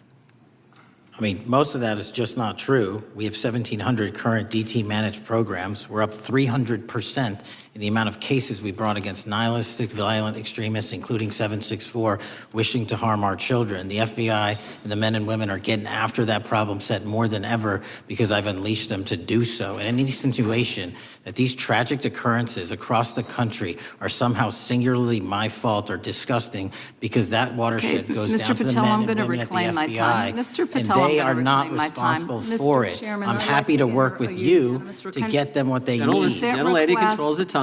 Unanimous consent request. She'll state a request. Thank you very much. Into the record, an article from Reuters titled FBI Scales Back Staffing, Tracking of Domestic Terrorism, Probes Sources Say. Thank you very much. Without objection. I appreciate that. So, Mr. Patel, and it isn't just the domestic terrorism operations section. Under your watch, agents are fully diverting their attention to these anti-immigrant and city takeover operations, leaving our children vulnerable to dangerous networks of online predators, both domestic and international. You pulled more than 120 FBI agents from their normal duties to operate sobriety checks and conduct traffic stops, exposing the FBI's fleet of unmarked cars and thereby making it harder for the FBI to combat violent criminal gangs, foreign intelligence services, and drug traffickers in the process. That's simply not true. If we were not able to do two things at one time, how would we be Patel, I seizing reclaim record my amounts of time. I fentanyl? reclaim my time. 23,000 Chairman, I'd like to violent enter felons have into been the arrested. Time belongs to the More gentlelady. than twice as many as Consent last Time request. belongs to the gentlelady from Georgia. Thank you very much. And this request basically is, it is an article from Reuters, which quotes law enforcement officers familiar with agents who once covered child exploitation cases, but now focus on immigration child exclusive. Thousands of agents diverted to Trump immigration track down. Mr. Patel, in the short time I have left, your tenure as director of FBI has been somewhat problematic. Americans are definitely less safe under your watch. You have gutted the FBI's ability to keep safe from domestic terrorism. You have sent FBI agents to conduct traffic stops and round up hardworking immigrants who pose no danger to public safety. People even President Trump referred to as good, long-time workers. Your job is to protect and serve the American public. Time of the You have gentlelady. spent your time protecting heinous individuals and using the FBI to serve as a political circus. You at times have appeared unequipped, Time and of this the country gentlelady has deserves better, and expired. I yield. Gentlelady yields back. May I respond? Sure can. Simply put, what is it? Are we failing? If we're failing, how are we arresting 23,000 violent felons? Twice as many as this time last year. Are we failing?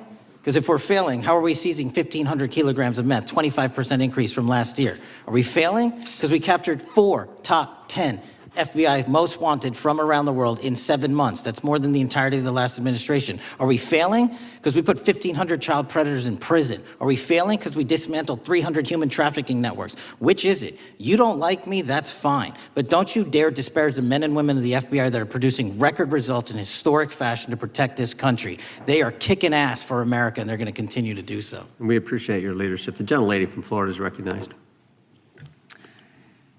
When I was home recently, I met with the agents leading the Tampa office of the FBI, and I saw what they're focused on in my community: stopping drug traffickers, rescuing children from exploitation, fighting cybercrime, protecting us from acts of terrorism, foreign and domestic. And I know from my time as a federal prosecutor and a judge that this work by the Bureau doesn't make headlines, but it is happening every single day. At the top, accountability is necessary, transparency is critical, but today we've seen an effort not just to diminish, but to distort the work of Director Patel and the agents he leads. If we really care about transparency and about truth, then what we owe to the American people is this reality: that thousands of dedicated professionals at the FBI wake up every single day thinking not about themselves, but about this country, and keeping every single one of us and our children safe from harm. And Director Patel, I would like to hear from you the facts about what the FBI is doing in your efforts to fight crime. Director Patel, isn't it correct that since January 20th, 2025, the FBI has made over 25,000 immigration-related arrests, including 350 members of Tren de Aragua and 195 members of MS-13? Those numbers are accurate. The Tren de Aragua numbers are up over 350% from the year before. And during that same period, hasn't the FBI seized over 66,000 kilos of cocaine, 6,000 kilos of meth, and 1,500 kilos of fentanyl? Not to be nitpicky, but it's 89,000 kilos of cocaine and 7,300 kilograms of meth. And isn't it also true that the FBI Tampa Division's Panama Express Strike Force specifically seized nearly 67,000 kilos of cocaine valued at more than $1.6 billion from illicit maritime vessels? One of our best operations out of the Port of Tampa, and I was down there in South Florida when Panex did their work. Director Patel, since October 7th, 2023 Hamas attack, the FBI has been a co-leader of the Joint Task Force October 7th. Isn't it correct that this task force is actively working to bring justice for victims and to prevent terrorist infiltration at our borders? Yes, ma'am. Since January 20th, hasn't the FBI arrested 59 foreign intelligence operatives for spying or smuggling dangerous material into the United States? Yes, we have, and that's on track to be more than 25% than ever before. And the FBI has also been leading operations against major cyber threat actors, including those from Russia, China, Iran, and North Korea. Isn't that right? A 17% increase from year to date last year. Director Patel, The FBI's child exploitation task forces continue to investigate predators who target children online and across our communities. How significant is that threat today, and what results have you seen under your tenure in bringing these offenders to justice? We have, under Operation Grayskull, dismantled dark web units that are operating online, not just in the United States, but across the world, to do our children harm. We have taken into custody more suspects than ever before on those who seek to harm our children. That is what the men and women of the FBI do, and that's what they're going to continue to do. Those are the real results when you let good cops be cops, and when you let us get on these platforms and expose them to the public and show them the harms of these predators on these online gaming systems and social media systems. And we need more help from Congress to allow us more authorities to do that work. The FBI laboratory manages the Combined DNA Index System, or CODIS, which compares over 25 million DNA profiles and aids more than 125 investigations each day. Director Patel, why is this important to law enforcement nationwide? All of law enforcement relies on our CJIS operation out of West Virginia. And what that does is allow 19,000 agencies to come in and say, hey, does this guy have a criminal history? Hey, is this an illegal firearm? Do we have a DNA hit like we did in these recent assassinations? That's what the FBI brings to bear, because local and state law enforcement agencies just don't have that capability, and we're doing it 24/7, 365. CJIS does not close for 1 minute. In your testimony, you noted that the FBI has ongoing counterintelligence investigations into China, Iran, and Russia across all 55 field offices. Why is it essential to maintain that scope of coverage, and what success can you point to in disrupting nation-state actors? Our biggest threats involving nation-state actors are the PRC, Russia, and China, and they are up 33%, 83%, and 60% respectively in arrest alone this year. Those nation-state actors wish to do harm in our infrastructure, our critical infrastructure system, our energy, our water supply, and also go after and target individuals and senior citizens and take their money through online pig butchering schemes, which we've exposed in Cambodia by way of the CCP. This is groundbreaking work that the American public should be seeing that their FBI is doing, and I'm happy to have the opportunity to report on it. Thank you, Director Patel. I yield back. Gentlelady yields back. The gentlelady from Mr. Chairman, I have a couple. Unanimous consent. Thank you so much. I appreciate it. In response to Mr. Patel's making the remarks that, that maybe our colleagues are disparaging the men and women of the FBI, I'd like to enter the record 3 unanimous consent requests. One is entitled FBI Using Polygraphs to Test Officials' Loyalty. The second is Kash Patel knowingly broke law when firing top officials, lawsuit alleges, published by NBC. And the third is FBI forces out more leaders, including ex-director who fought Trump, demand for January 6 agents' names. Without objection. Thank you. Gentlelady from Vermont's recognized. Thank you, Mr. Chair. Director Patel, thank you for being with us today. Appreciate your time. Let me say at the top, political violence should have no place in this country, and I strongly, unequivocally condemn the killing of Charlie Kirk last week. And this is exactly the kind of case that warrants a swift and thorough investigation by the FBI. What shouldn't be happening, however, is this administration's seeming attempt to exploit Mr. Kirk's death within minutes of this horrible, horrible assassination, dividing us even further without knowing enough about the killer's complicated, confused political ideology and the extent of his motivation. And this week, Vice President Vance claimed that this is, quote, an extremely destructive movement of left-wing extremism, and said that, quote, it's part of the reason why Charlie was killed. He pledged to go after organizations on the left. But Director Patel, it was just 3 months ago that Melissa Hortman, the Minnesota House Speaker, and her husband, Mark, were shot to death in their home in the middle of the night by a self-identified right-wing extremist and Trump supporter. When that assassination happened, the FBI released a written statement denouncing the killings and pledging to hold the killer accountable. And I thank the Bureau for that. It was clear, concise, to the point.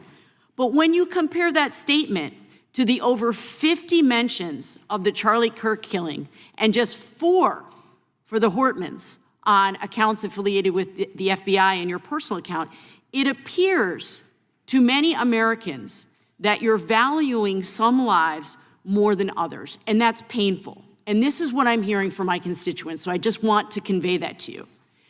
And the vice president didn't even call on right-wing organizations to tone down their rhetoric after that horrific killing in Minnesota. And he never once spoke about dismantling conservative institutions. This week, when the president was asked by a reporter about Speaker Hortman, he claimed he didn't even know who she was. One of the most high-profile assassinations of an elected official in recent memory, and the president claims to know nothing about it, hasn't even heard of it. It was absolutely devastating for her colleagues and for her family. And I think we all can agree in this room that we have to stop this political violence. So my first question to you is, Director Patel, what is your plan as director of the FBI to turn down the temperature, especially in light of the fact that it seems like members of the administration are reacting to political violence based on party affiliation? What's your plan? I can only speak for myself and the Of course. FBI. And what we are doing is, I think I mentioned earlier, we're following the money, because whatever attack you are describing, and they are all despicable, equally so, people need money to operate. People need money to conduct these attacks, to conduct these investigations.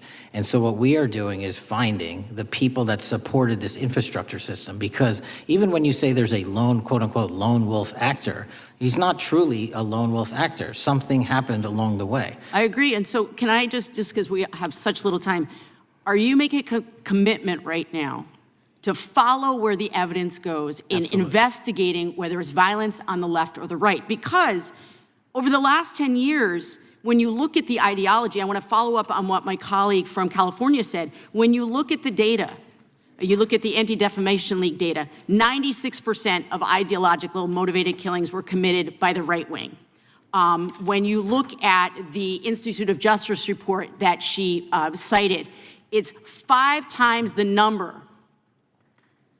that 5 times the number of far-left extremist incidents are perpetrated by far right.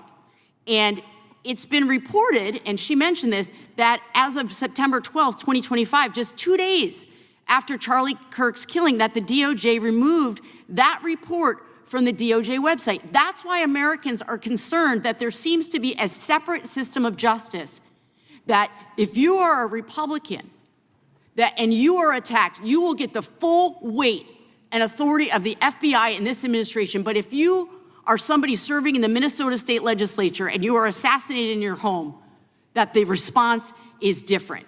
And I think to ignore the threats from the right or try to do a both and when there are multiple instances when it's overwhelmingly coming from the right, this is a disservice, because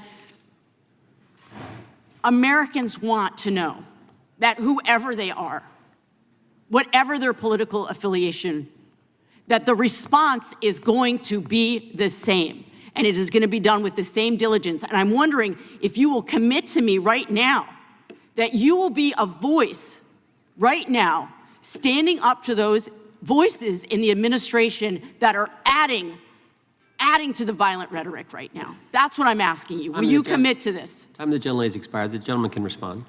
My voice will be through the investigations that the FBI conducts, and we will conduct them all lawfully and equally. Can we expect in the future that your tweets in related to one killing will be the same level of concern?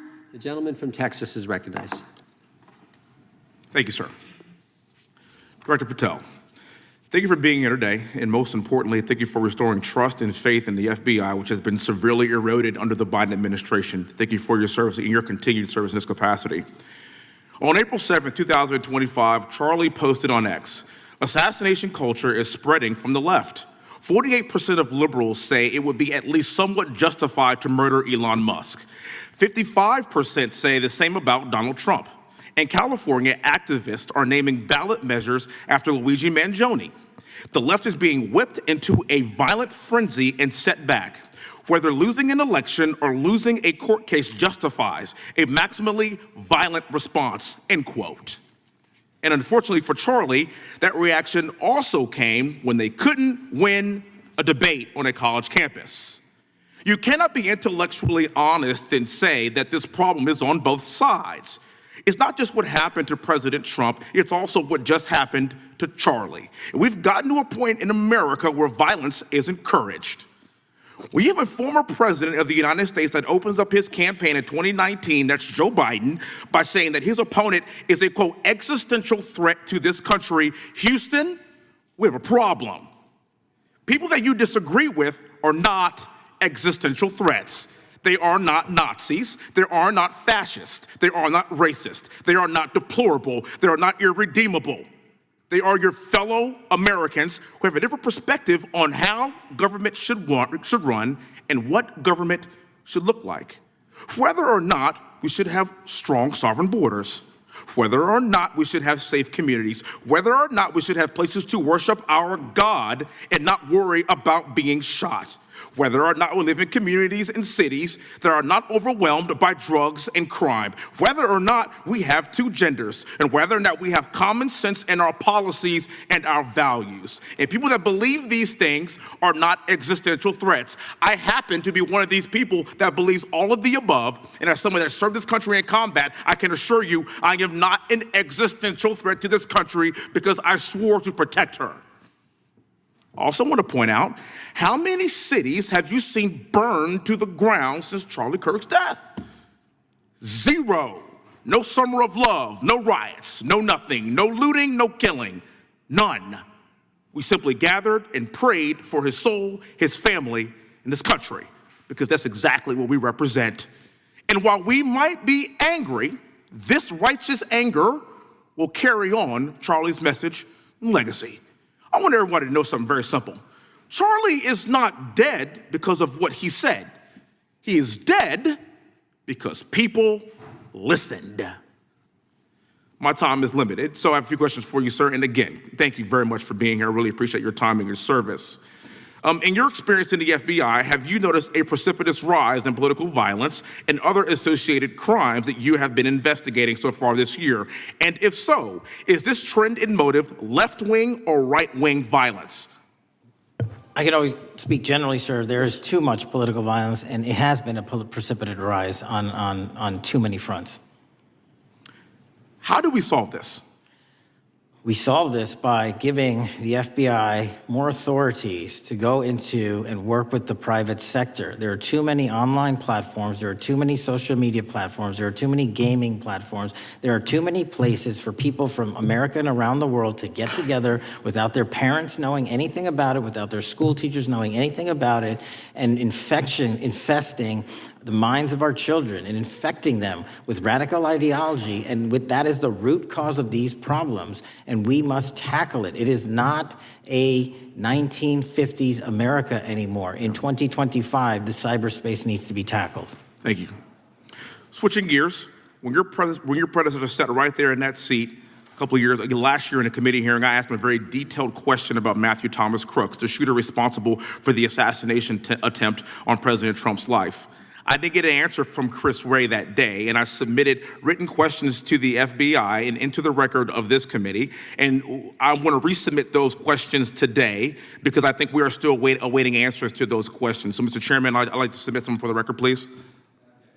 I'd like to ask you, sir, and the FBI, under your leadership, would you please respond to these questions, and can you commit to doing that? As soon as the trial's over. Thank you very much.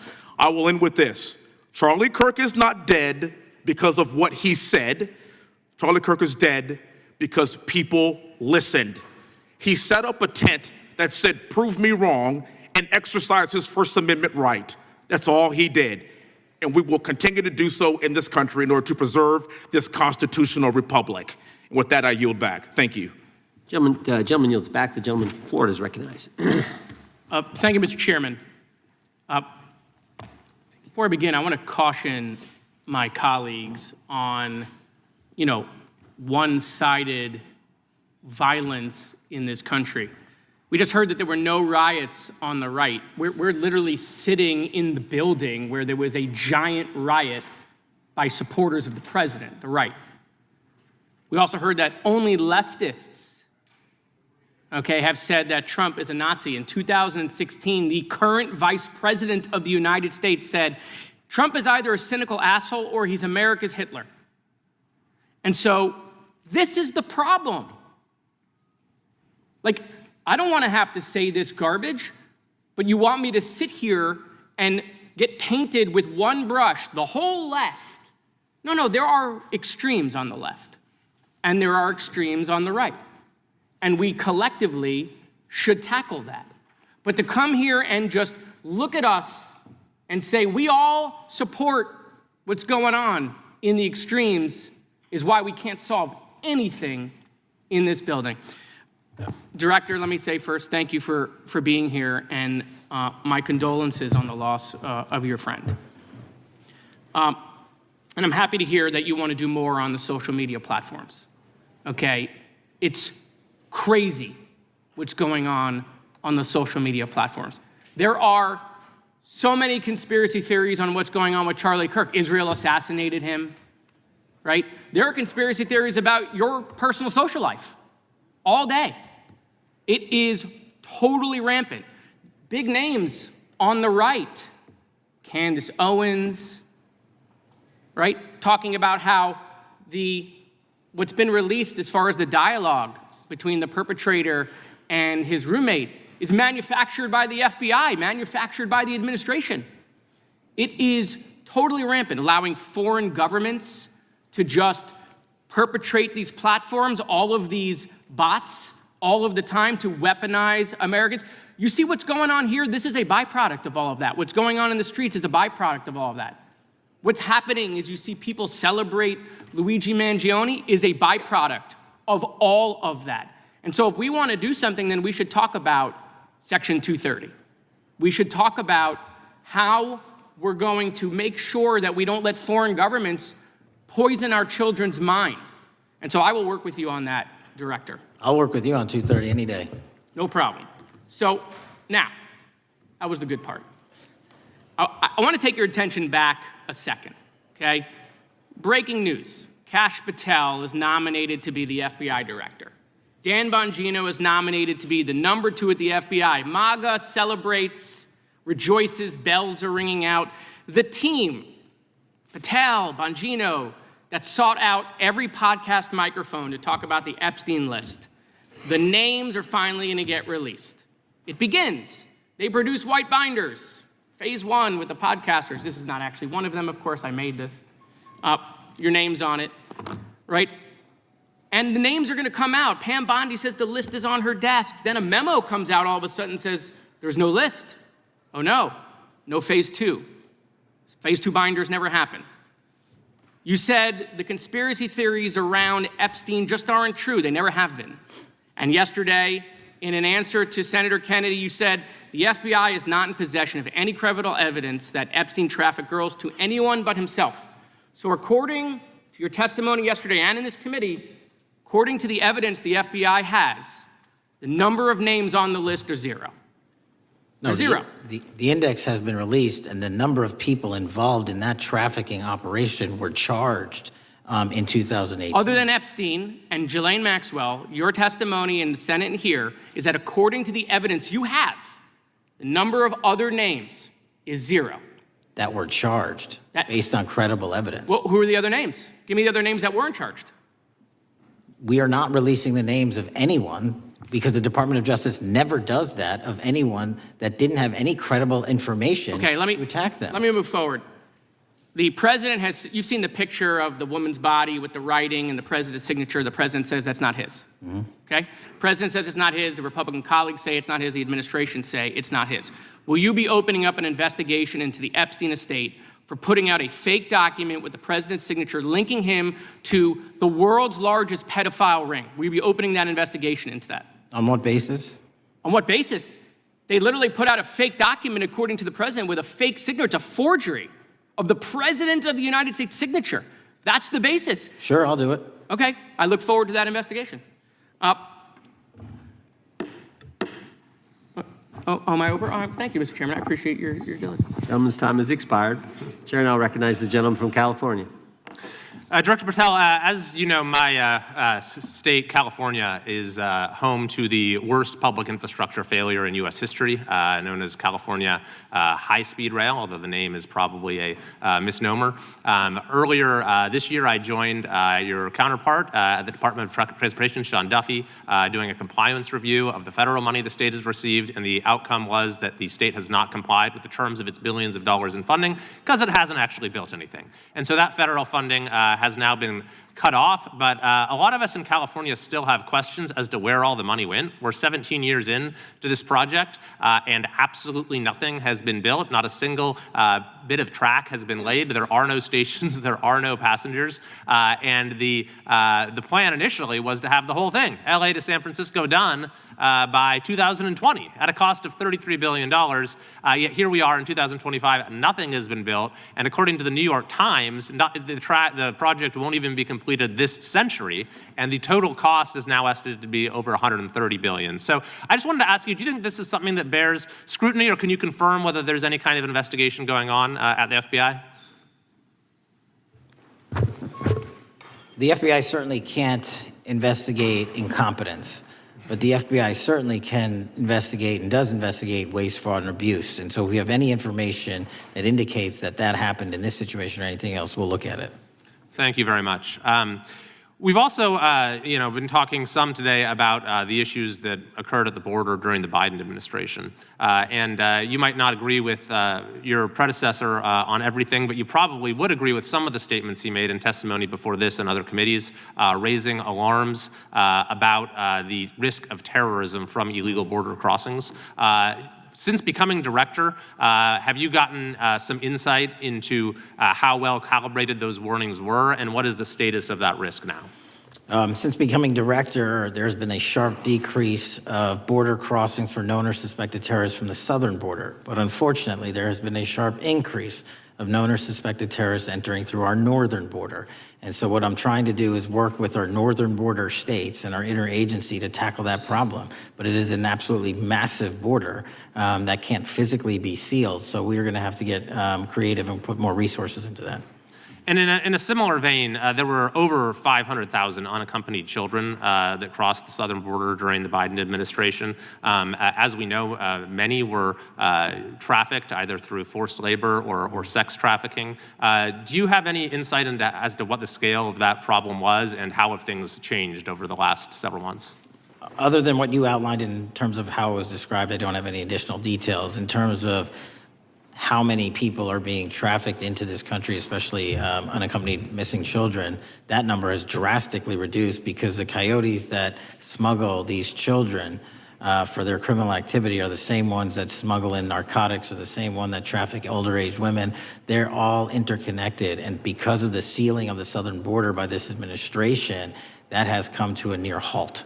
That is a very important point, that we have seen far fewer victims of human trafficking because we've finally prioritized border security. And by the way, you have children who are getting rescued because of the immigration enforcement activities that unfortunately some politicians in my state are trying to stop, thereby stopping those kids from getting rescued.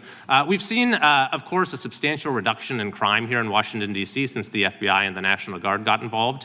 I'm kind of asking you to state the obvious here, but what is the mechanism there? Why have we seen a reduction of crime when D.C. has had such a huge crime problem for years, and then almost overnight we see such a big difference? Because of the dedication and resources from President Trump's administration to utilize all federal, state, and local assets in a heavily crime-ridden area. I mean, if we did not have a crime-ridden area, then homicides, carjackings, and gun violence would not be dropping by 40, 50, 60%. And when you allow the police, the MPD, to work with federal authorities and allow the National Guard to set up your perimeter, this is what you can do in a few short weeks. And we at the FBI, under Operation Summer Heat, have set those Phase 01 operations in motion 4 months ago, quietly at the direction of President Trump. So we are scattered across cities across this country doing just that. But we're going to need more help to complete the job. Yeah, in too many places in this country, crime has just been treated as sort of a norm, that this is the way things have to be. What's happened in D.C. shows that is not the case if we have the right policies and the right priorities. Finally, this is tragically the second time in as many years that we've had an FBI director here following either an assassination or an assassination attempt. And so since there's been some time now since from the attempted assassination on President Trump at Butler, would you say that the public's understanding of what took place on that day is fairly consistent with all of the facts as you know them, or do you believe there's still material facts that have not been made public or are not fully understood by the public? No, I think it's fairly consistent. Thank you. I yield. Gentleman yields back. The lady from Texas is recognized. Man, oh man, there has been so much today, and I truly don't know where to start. So I'm just going to make sure that we start off with a few facts.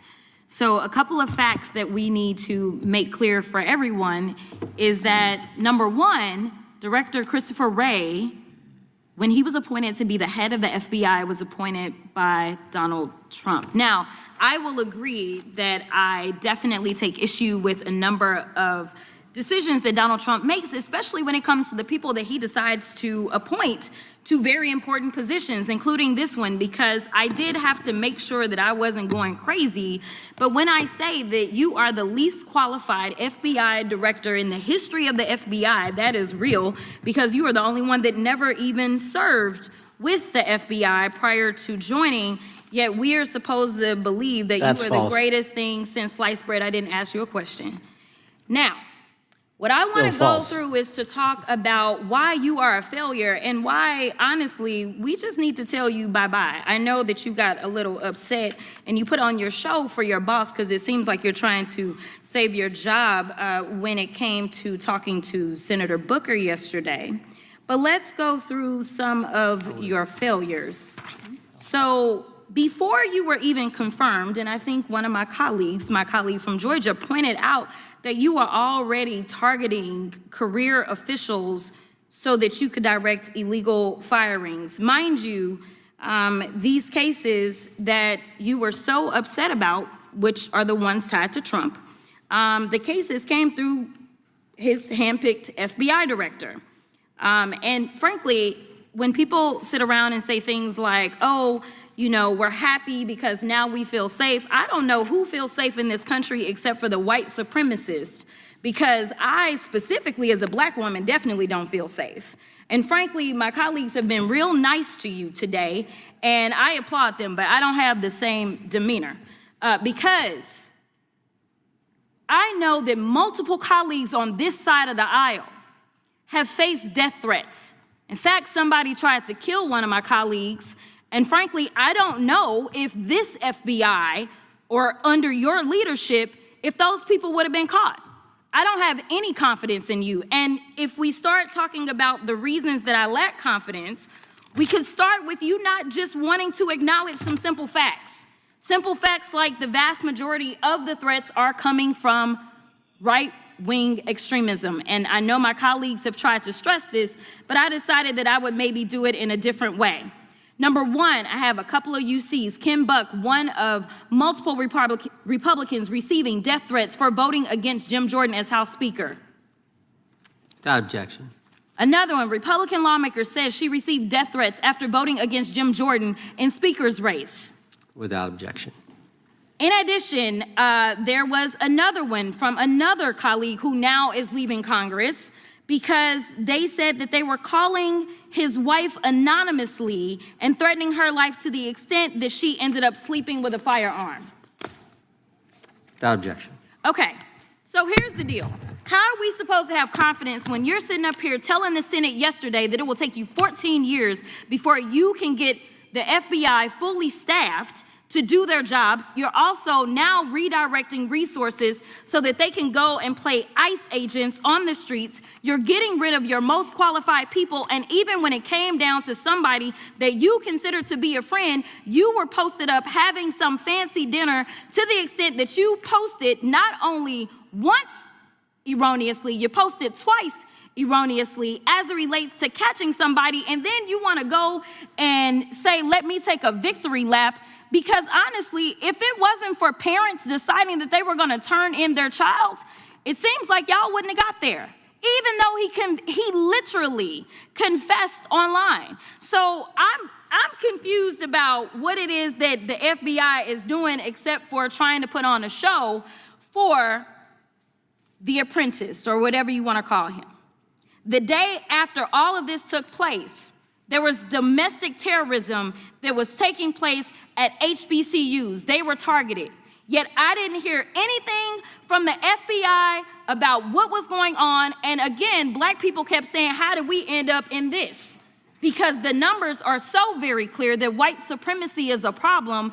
And honestly, I've not heard anything out of you today that makes me believe that you're gonna do anything about the white supremacy problem. The one that is leading to children being killed, children being shot, as well as members of their community as they're worshiping in their churches. The time of the gentlelady has expired. If the gentleman would like to respond to any of that. Well, I mean, I'll respond. Kash Patel, as I said when I introduced him, public defender, former prosecutor, top staffer on the House Intelligence Committee, Deputy Director of National Intelligence with the National Security Council, Chief of Staff at the Department of Defense, and FBI Director. I think that's a pretty good resume for the guy who's now running the top law enforcement agency in our country. And we've seen all the stats that he's given to the committee on how much better they're doing at getting the bad guys than the previous guy was doing. With that, I recognize the gentleman from South Carolina. Thank you, Mr. Chairman. Director Patel, I think you're witnessing some auditions, clickbait auditions for the Academy Award for my Democratic colleagues. We'll see how they fare as they're on MSNBC later on today. But do you care, before I launch into my line of questioning, to respond to Ms. Crockett from Texas on that very elaborate and theatric display? Here's what I've learned in my government service. I don't give a damn what they say about me as long as I'm succeeding in the mission. We're succeeding in the mission because the men and women of the FBI have never been empowered to do more work and to hit the streets harder than by President Trump's authorities and resources he's given us. And so all I care about is that we are capturing more child predators than ever before, taking more drugs off the streets than ever before, that we are capturing murderers at a significantly historic rate, and we're delivering this country the lowest murder rate in recorded history. That are facts that you cannot dispute.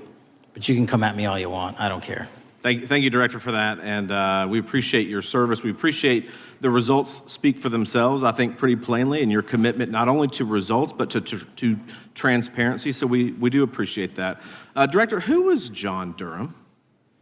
He was a former federal prosecutor, United States attorney, and ultimately appointed special counsel in the first Trump administration. Correct. And there was a document that he released in his findings called the Durham Report. What was the Durham Report briefly, and what were the findings very briefly? It was every special counsel that's appointed produces a report to the Attorney General. Special counsel's Durham Report largely focused on Crossfire Hurricane and included extensive summary findings in classified and unclassified manner. And we released the classified version, finally declassifying it for the American public in this committee. Correct, and you released that in July of this year. I think so. Yes, sir. Isn't it true that in the classified Durham Annex, as it's referred to, that in 2016 the Obama administration obtained intelligence information from a source contained in two separate memoranda, one in January of 2016 and one in March? The two memoranda described confidential conversations between DNC Chair Debbie Wasserman Schultz and two individuals from the Soros Open Society Foundation. Isn't that true? As written in the report, I'll let her speak for itself. In the Durham Annex in January of 2016, the memorandum noted in part that President Barack Obama intended to scuttle the FBI's investigation into Hillary Clinton's private email server and mishandling of highly classified information during her time as Secretary of State. Isn't that found in the report? I believe so. Isn't it also found in the report that in March of 2016, the memorandum also included references to the same Obama effort to shut down the Clinton investigation, but additionally outlined a plan to falsely connect Trump to Russia? Isn't that in the Durham Annex? I think it's in more than the Durham Report, but yes. The memo also stated in part that, quote, the Democrat Party's opposition is focused on discrediting Trump, among other things. The Clinton staff, with the support from special services, is preparing scandalous revelations of business connections between Trump and the Russian mafia. Isn't that also found in the now unclassified Durham Annex? I believe so, sir. According to the Durham Annex, based on analysis and translation of the intelligence, FBI analysts believed that special services could either mean the FBI or CIA, or the Trump dossier author Christopher Steele. Isn't that in the Durham Annex? I believe so, sir. When the Obama administration received intelligence in March of 2018, Fusion GPS was preparing open source opposition research regarding purported ties between Trump and Russians. The research was paid by the Clintons campaign and the DNC. Isn't that open source and also in the Durham Annex? I believe both. Okay. And so also in the Durham Annex, which I found interesting, was the potential campaign plan was shared with high-ranking career officials at DOJ. Isn't that in the Durham Annex? I believe so, sir. The Durham Annex describes that in July of 2016, emails allegedly between Leonard Bernardo, senior vice president of George Soros's Open Society Foundation, included data providing specificity on the Clinton plan in an attempt to smear Donald Trump by falsely linking him to Russia. Isn't that in the Durham report? I believe so. And so, briefly, this additional evidence that you've unclassified and released to the American public, what does that purport to show or augment about the Durham report that you can share with the American people? Put simply, that the FBI was weaponized. Against a political campaign. Yes, sir. Thank you for that, Mr. Chairman. I yield back. Gentleman yields back. The I have UCs. gentlelady from Texas recognized for unanimous consent. Yes. First one is Russia's ghostwriter hacker group takes aim at German election. This is from Politico. Objection. The next one is Director of National Intelligence, 30 days until election 2024, which specifically states that our assessments about activities and goals of Russia, Iran, and China are unchanged from earlier election security updates, and that they were meddling. Without objection. And I've got three more. The last three are that how Russia is using artificial intelligence to interfere in elections. Moscow's attempts to interfere in U.S. and other elections are nothing new, though their tactics and strategy are constantly evolving. Without objection. The next one is Russian interference coming soon to an election near you. Russia pursues a systemic strategy of undermining elections and influencing public opinion in the West. EU and NATO countries must recognize that Moscow often acts through agents within their own borders and build resilience to such interference. And what's the source? This one is CarnegieEndowment.org. Okay, without objection. Thank you. The gentlelady from North Carolina is recognized. Thank you, Mr. Chairman. And Director Patel, I'm glad that I'm going a little out of order here because I'm going to pursue some of the things that you were just talking to Mr. Fry about and remind you about your confirmation hearing. At your confirmation hearing in January, you said under oath, and I quote, "There will be no politicization at the FBI. There will be no retributive actions taken by the FBI should I be confirmed." And in your written response to the Senate questionnaire, you said, I quote, "Personnel decisions shall be based on performance and adherence to the law, and every FBI employee will be held to the absolute same standard, and no one will be terminated for case assignments." So I want to just go through a couple scenarios with you to get a sense of whether you think these are examples of politicization of the FBI or making decisions based on the performance and adherence to the law. So, first question.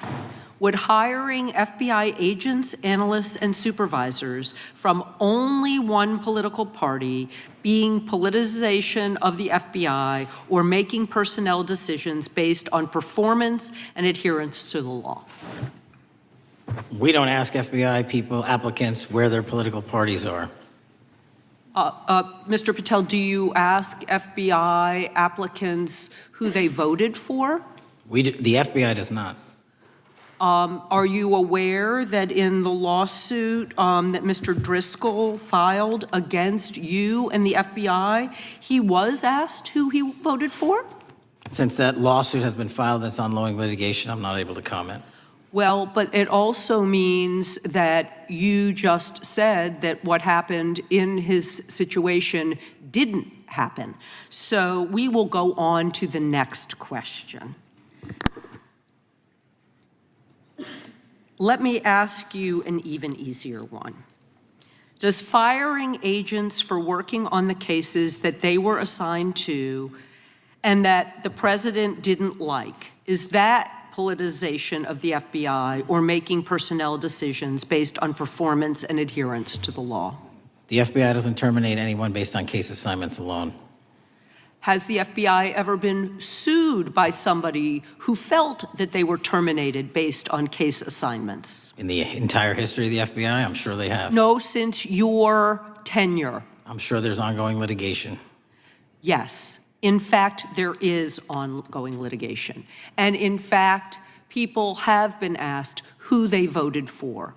And in fact, you are running an FBI for the President of the United States rather than the people of the United States, because my questions were not hypotheticals. They are the things you have done during your tenure. And according to a lawsuit filed last week by long-term FBI agents, you fired former acting director Brian Driscoll. He had served with the Bureau for nearly 20 years, earned a Medal of Honor, Medal of Valor for bravery during the dangerous ISIS raid, and had a wealth of crisis response experience and led the FBI's Critical Incident Response Group. When the Trump administrations interviewed Mr. Driscoll for that role, they interrogated him about his political leanings and who he voted for in the last 5 elections. Questions Mr. Driscoll refused to answer because those types of questions impermissibly politicized the FBI. You also fired Steve Jensen, who served the FBI for nearly 2 decades and ran critical terrorism, counterintelligence, and organized crime operations, whom you once described as embodying what the American public demands of the FBI. But he was fired because he took part in investigating crimes committed on January 6th. And Trump's MAGA base lambasted you online for keeping him at the FBI. So he's no longer at the FBI. You also fired a decorated combat veteran with decades of experience in the Bureau, Special Agent Walter Jardia, because he worked on the investigation into the Russian interference in the 2016 presidential election and helped investigate Trump's ally, Peter Navarro. Director Patel, it is very clear that you have flunked your own test. You've put saving your job, which I actually believe you were being honest about during your confirmation hearings, over doing what's right for the FBI and the American people. That is not adherence to the law. Thank you, and I yield back. Time of the gentlelady is expired. The chair now recognizes the gentleman from North Carolina. Thank you, Mr. Chairman. Director Patel, it's great to have this opportunity. Thank you for being here. Thank you for your service. And I've got to say, one of the most disheartening components of the previous administration, when I was working with local law enforcement all over the state of North Carolina, all over the country, people rightfully did not really care about the inner workings of Washington, D.C. The FBI had previously been the paramount, the sterling, the top of the top law enforcement agency. They wanted their FBI to fight crime. Whatever small town, city, whatever it may be, FBI was expected to deliver for the American people. And then reports started to come out, in addition to the likes of McCabe, Comey, Clapper, Strzok, Page, that the FBI was targeting Christian nonprofits. They were targeting parents for protesting radical gender theory at their schools. They targeted Catholics, churches, pro-life organizations. And the FBI was really bruised in just modern day America. And your focus on getting the FBI back to the the streets, fighting criminals, locking up bad guys, whether they're violent criminals, whether they're sex predators, whatever they may be. That is restoring the reputation of the FBI, and I thank you for that. In regards to the perceptions, I want to be very clear here. You mentioned the statistics about removing dangerous illegals, removing thousands of kilograms of drugs, violent criminals, guns. The border is secure. These accomplishments are noteworthy and they're needed. But at the same token, I want your take. The fight is not over. Isn't that correct? When we look at what happened in the previous administration, the number of illegal alien criminals that made their way into this country of every type, they're embedded, they're here, and it's going to take a sustained effort to win this battle. That's the critical component, sustained effort. And that's the critical component when you look at what happened in Washington, D.C. We're not here for 4 seconds in terms of safeguarding Washington, D.C. Yep. It's a sustained initiative. We're taking it to Memphis and wherever we decide else. And so we are going to continue the mission till it's done. In regards to offloading some of the agents from Washington, D.C. to the states, to the people, can you just explain how tactically that is a force multiplier in the law enforcement community around the country? Yeah, it's pretty simple. You don't even have to be in law enforcement to know that. If you put cops with other cops, they're going to do cop work. That's right. And what was needed in the communities out there was more cops. What was not needed in the bloated bureaucracy of Washington, D.C. was a third of the FBI's workforce, because a third of the crime does not happen in the Washington, D.C. NCR area. And so the results speak for themselves. Our state and local partners, I've always said this, are our biggest ally, our greatest ally and partner, and we cannot do the work without them, but we got to send our guys to them. That's right. And in regards to the last 4 years, the open border policies, whether it's terrorism, drug trafficking, human trafficking, violent crime, massive amounts of organized retail theft, and other types of criminal behavior, can you describe, just so anyone who's listening here can talk about, how serious the levels of criminality have become in the United States? Well, unfortunately, in order to have these record-breaking numbers of arrests and seizures, you tragically had to have a record-breaking explosion in violent crime, and it doesn't happen overnight. And it came in from all corners of the earth and from all platforms, including social media. And that's the root cause of all of these evils. And in order to clean it up, it's not going to happen overnight. But the men and women of the FBI, what they did in these 7 months, everybody should be talking about it. Every single district in this dais is safer now, today, than it has ever been because of that work. And in regards to the ongoing political climate, Director Patel, how do sanctuary policies that are still being implemented and defended in certain states, cities, and counties, how do they help or hurt your efforts to make America safer? Well, if you are harboring criminals, you are harboring our ability to keep our communities safe. It's that simple. If you have a fugitive warrant for a violent felony offense, and we are not able to procure you because of policies or rules that don't allow us to go get them. And time again, we have heard all too many illegal immigrants who should not have been here, murdering women, murdering children, giving drugs to our youth, and raping our children, and that is unacceptable. Straightly put, can you separate immigration enforcement with fighting crime? They're intertwined. Thank you. In regards to policies like cashless bail, how does that help or hurt your efforts? Criminals know that there are certain jurisdictions where if they shoot someone, they'll be out the door within the next hour to do it again. Yep. And that's an ethos that is, and a system that has been built out over years that we are combating. How is defunding the police around the country, how does that help or hurt? As long as I'm in this seat, we're not defunding any cops. Good. Thank you, Director. I yield back. Gentleman yields back. Ms. Garcia is recognized. Thank you, Chairman Jordan, and welcome again, Director Patel. As members of the Judiciary Committee, we have a responsibility to conduct oversight of the FBI and assess whether or not you're doing a good job in a responsible and impartial manner, or whether you're just a henchman for Donald Trump who's weaponizing the Bureau at the expense of public safety. As Congressman Correa highlighted, one of the many concerning issues during your tenure is the Bureau's expanded role in low-level, non-criminal immigration enforcement. I have a report here from the conservative Cato Institute. They've obtained ICE documents showing that over 2,500 FBI personnel are now working on immigration enforcement. A yes or no question. Did you sign off on this? 2,500 FBI employees are not currently working on immigration enforcement. Did you sign off on this? On the Cato report? On the 2,500 personnel, FBI personnel that have been reported to now be working on immigration enforcement. I couldn't have signed off on it because it's not happening. You can call it whatever you want, but the reality is that over 2,000 personnel individuals are now working at ICE instead of their jobs. I want to follow up on something that Senator Durbin asked you about yesterday.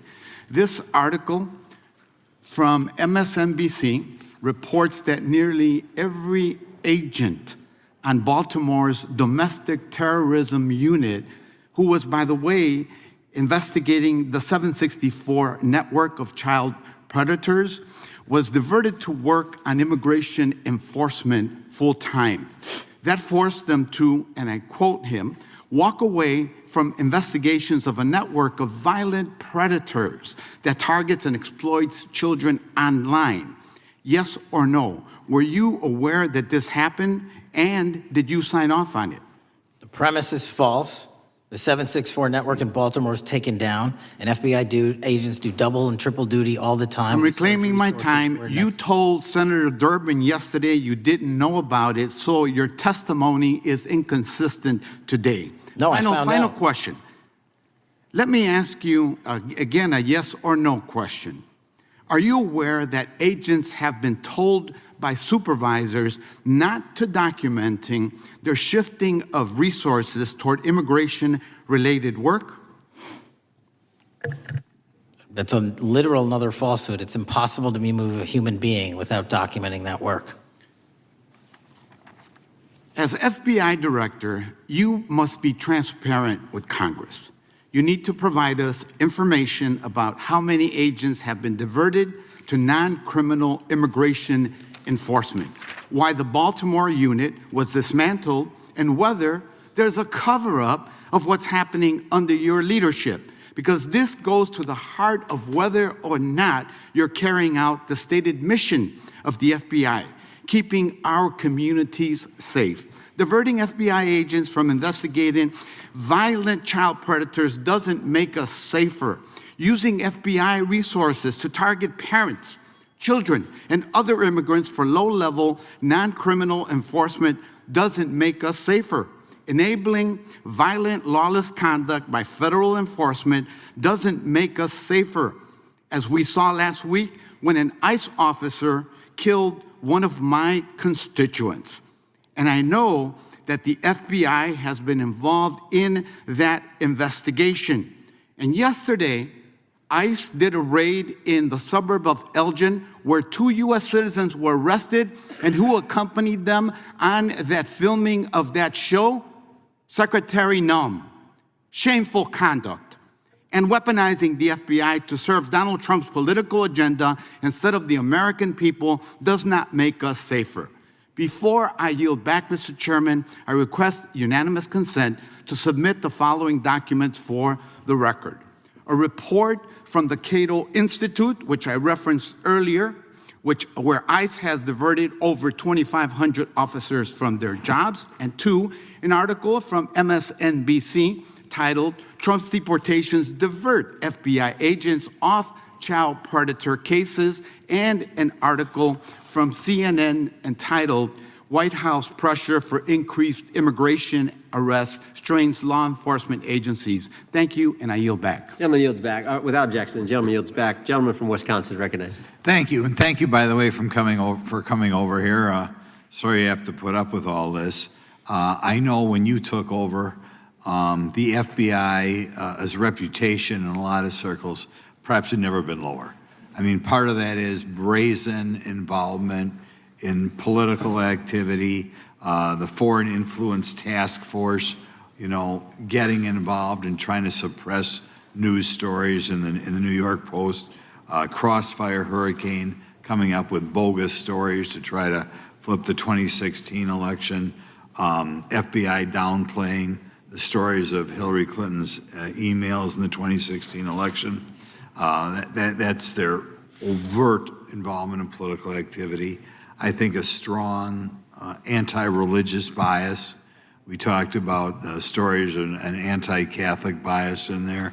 I know I've talked to people about horrific overreaction at the big Hindu temple in New Jersey, in which, just so people understand, you had a rectory in the temple area, the religious leaders, taken out at gunpoint, big problems. And I think finally the FBI trying to turn America's viewpoint on certain political issues. And when I talk about that, I'm talking about what was done in Mexico with regard to shipping weapons, fast and furious, shipping weapons into Mexico in an effort, I think, to try to turn the Americans against the First Amendment. But in any event, what scares me is, and all these horrible things that were done in the past, there were individual FBI agents who participated in them, in which apparently their supervisors told them this is okay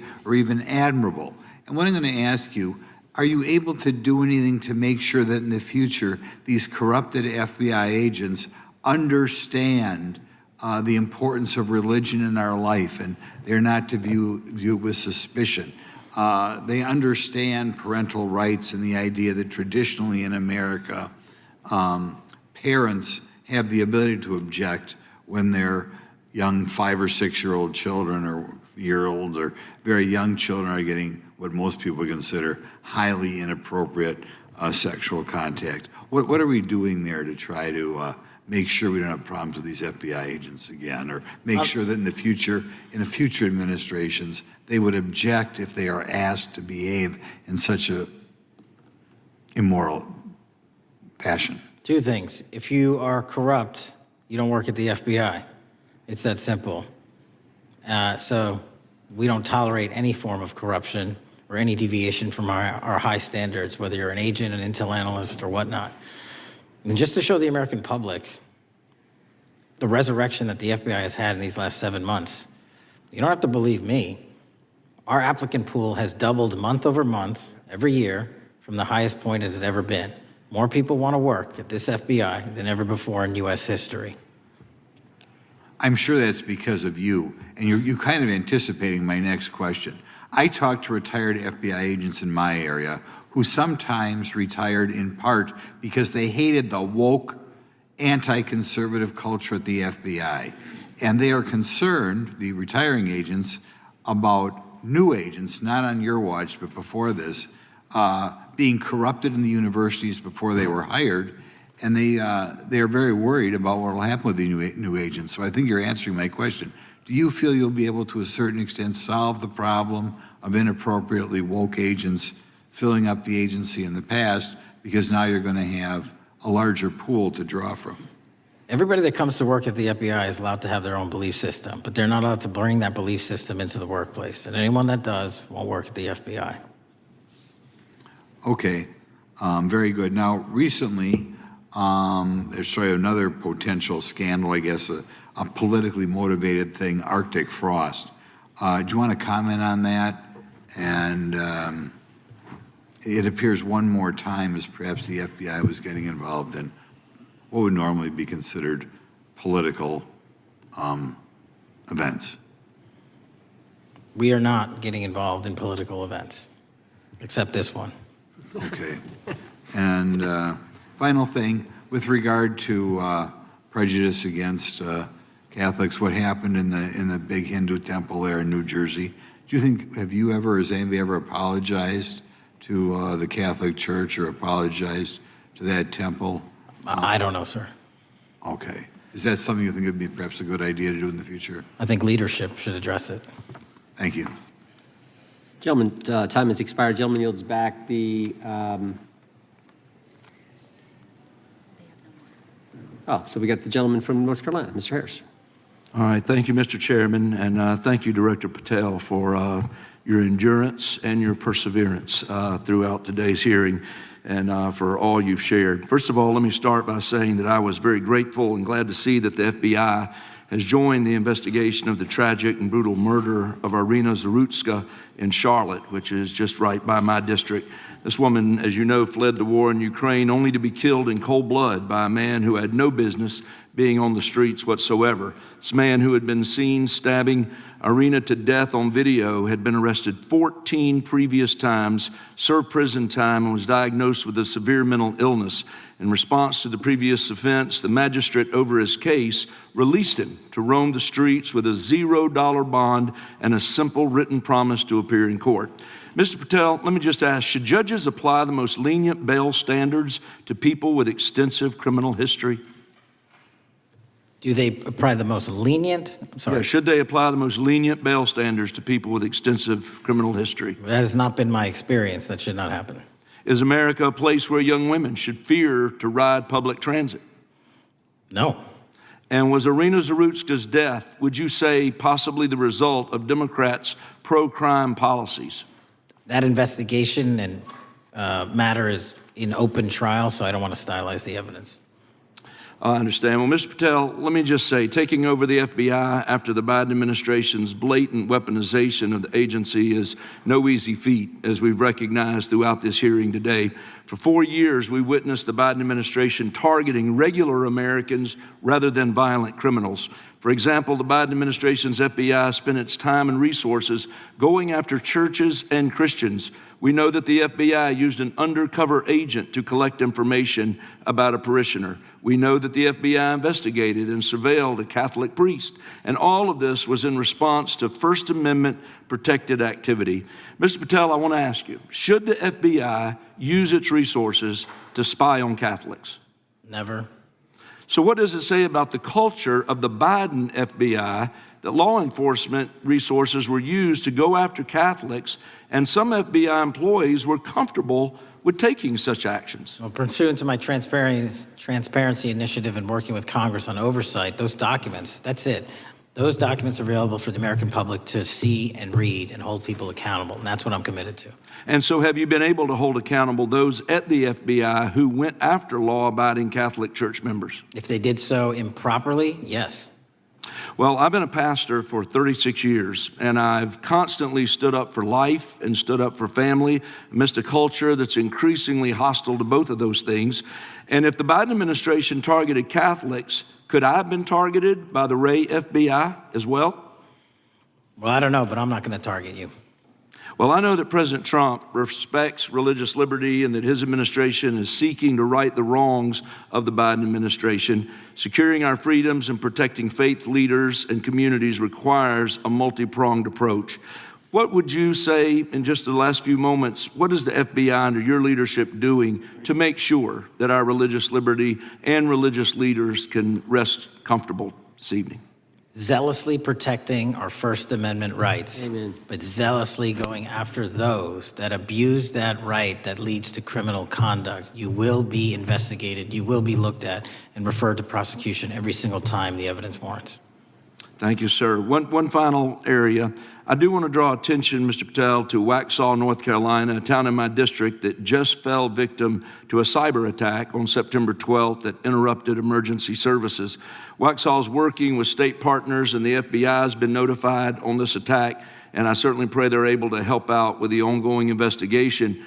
Could you just speak to what the FBI is doing to bolster our community's cybersecurity to defend against any future cyber attacks? Well, in North Carolina, you're slated to get a plus-up of 22 FBI employees, and they're already on the way. And that encompasses cyber, counter-intel, counterterrorism, field agents, intel operatives.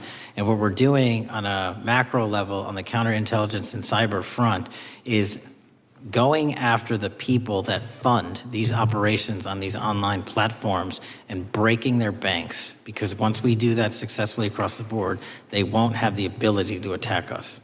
Well, thank you, Director Patel, and let me just add my comments to those of my colleagues that are very grateful for your leadership, grateful for your courage, your consistency, and for being willing to stand in the gap for us. And with that, Mr. Chairman, I yield back. Gentleman yields back. The gentleman from Missouri is recognized. Thank you, Mr. Chairman. And Director Patel, thank you for being here with us today. Over the past few years, we have seen a disturbing increase of attacks on Christians and conservatives. Since the leak of the Dobbs decision, there have been 354 attacks on Catholic churches. In the first year following the leak, there were more than 100 attacks against pro-life pregnancy care centers, and the shadowy pro-abortion group Jane's Revenge claimed responsibility for 24 of these attacks. Meanwhile, the Biden FBI focused resources on attacking Catholics and peaceful pro-life protesters like Mark Houck and Paul Vaughn. Many of these attacks on Christians and conservatives were coordinated or praised by dark leftist cells who lurk on the online chat rooms of Reddit, Discord, and game sites. This is a war room for Antifa and violent transgender activists. There have been essentially no incidents of violence by Catholics, pro-lifers, or parents at school board meetings, but there have unfortunately been multiple shootings motivated by leftist and transgender ideology, including recent attacks in Nashville, Colorado Springs, Denver, and Aberdeen. Worse, the targeted violence reached a boiling point this past month. A few weeks ago, an anti-Christian transgender terrorist murdered 2 children and injured 17 in a shooting at a Catholic mass. And last week, while we were sitting in this committee room almost to the hour, Charlie Kirk was assassinated by a 22-year-old who appears to have been motivated by leftist and transgender ideology. As you confirmed yesterday to my Senate colleagues, he may not have acted alone, and you testified that in his online chat room of more than 20 trans ideologues that you were aware, I believe you said many more, many were aware of and possibly complicit in the assassination. Director Patel, in light of the increased violence emanating from the far left, is your FBI investigating this violent trend of anti-religious, Antifa, and transgender-driven violence? All of it across the board is being zealously investigated, no matter what your motivation or bias is behind it. Very good. We've also noticed a dramatic surge of the number of clinics offering so-called gender-affirming care. Whistleblowers in a recent NIH study confirmed that these clinics prey on some of the most mentally ill children and young adults in our society, and these clinics are quick to prescribe life-altering puberty blockers, cross-sex hormones, and surgery, and often these patients get worse rather than better, and unfortunately, some have become violent, some have even committed mass shootings, and the partner of one of them assassinated Charlie Kirk. Director Patel, is the FBI looking into the role that these gender clinics may have in the recent attacks in making these mentally ill individuals violent? We're looking at the entire spider web for any of these attacks, be it Denver or Charlie or where have you. And that's why our investigations are ongoing. We don't have a final product yet. One of my Democrat colleagues, as an aside, mentioned, quote, the federal takeover of our cities. And I don't know whether my Democrat colleagues, for some reason, liked Washington, D.C. better when it was more dangerous and more violent, when there were more robberies and carjackings and murders and rapes. But what has the crime picture in Washington, D.C. looked like since the so-called federal takeover? 2,100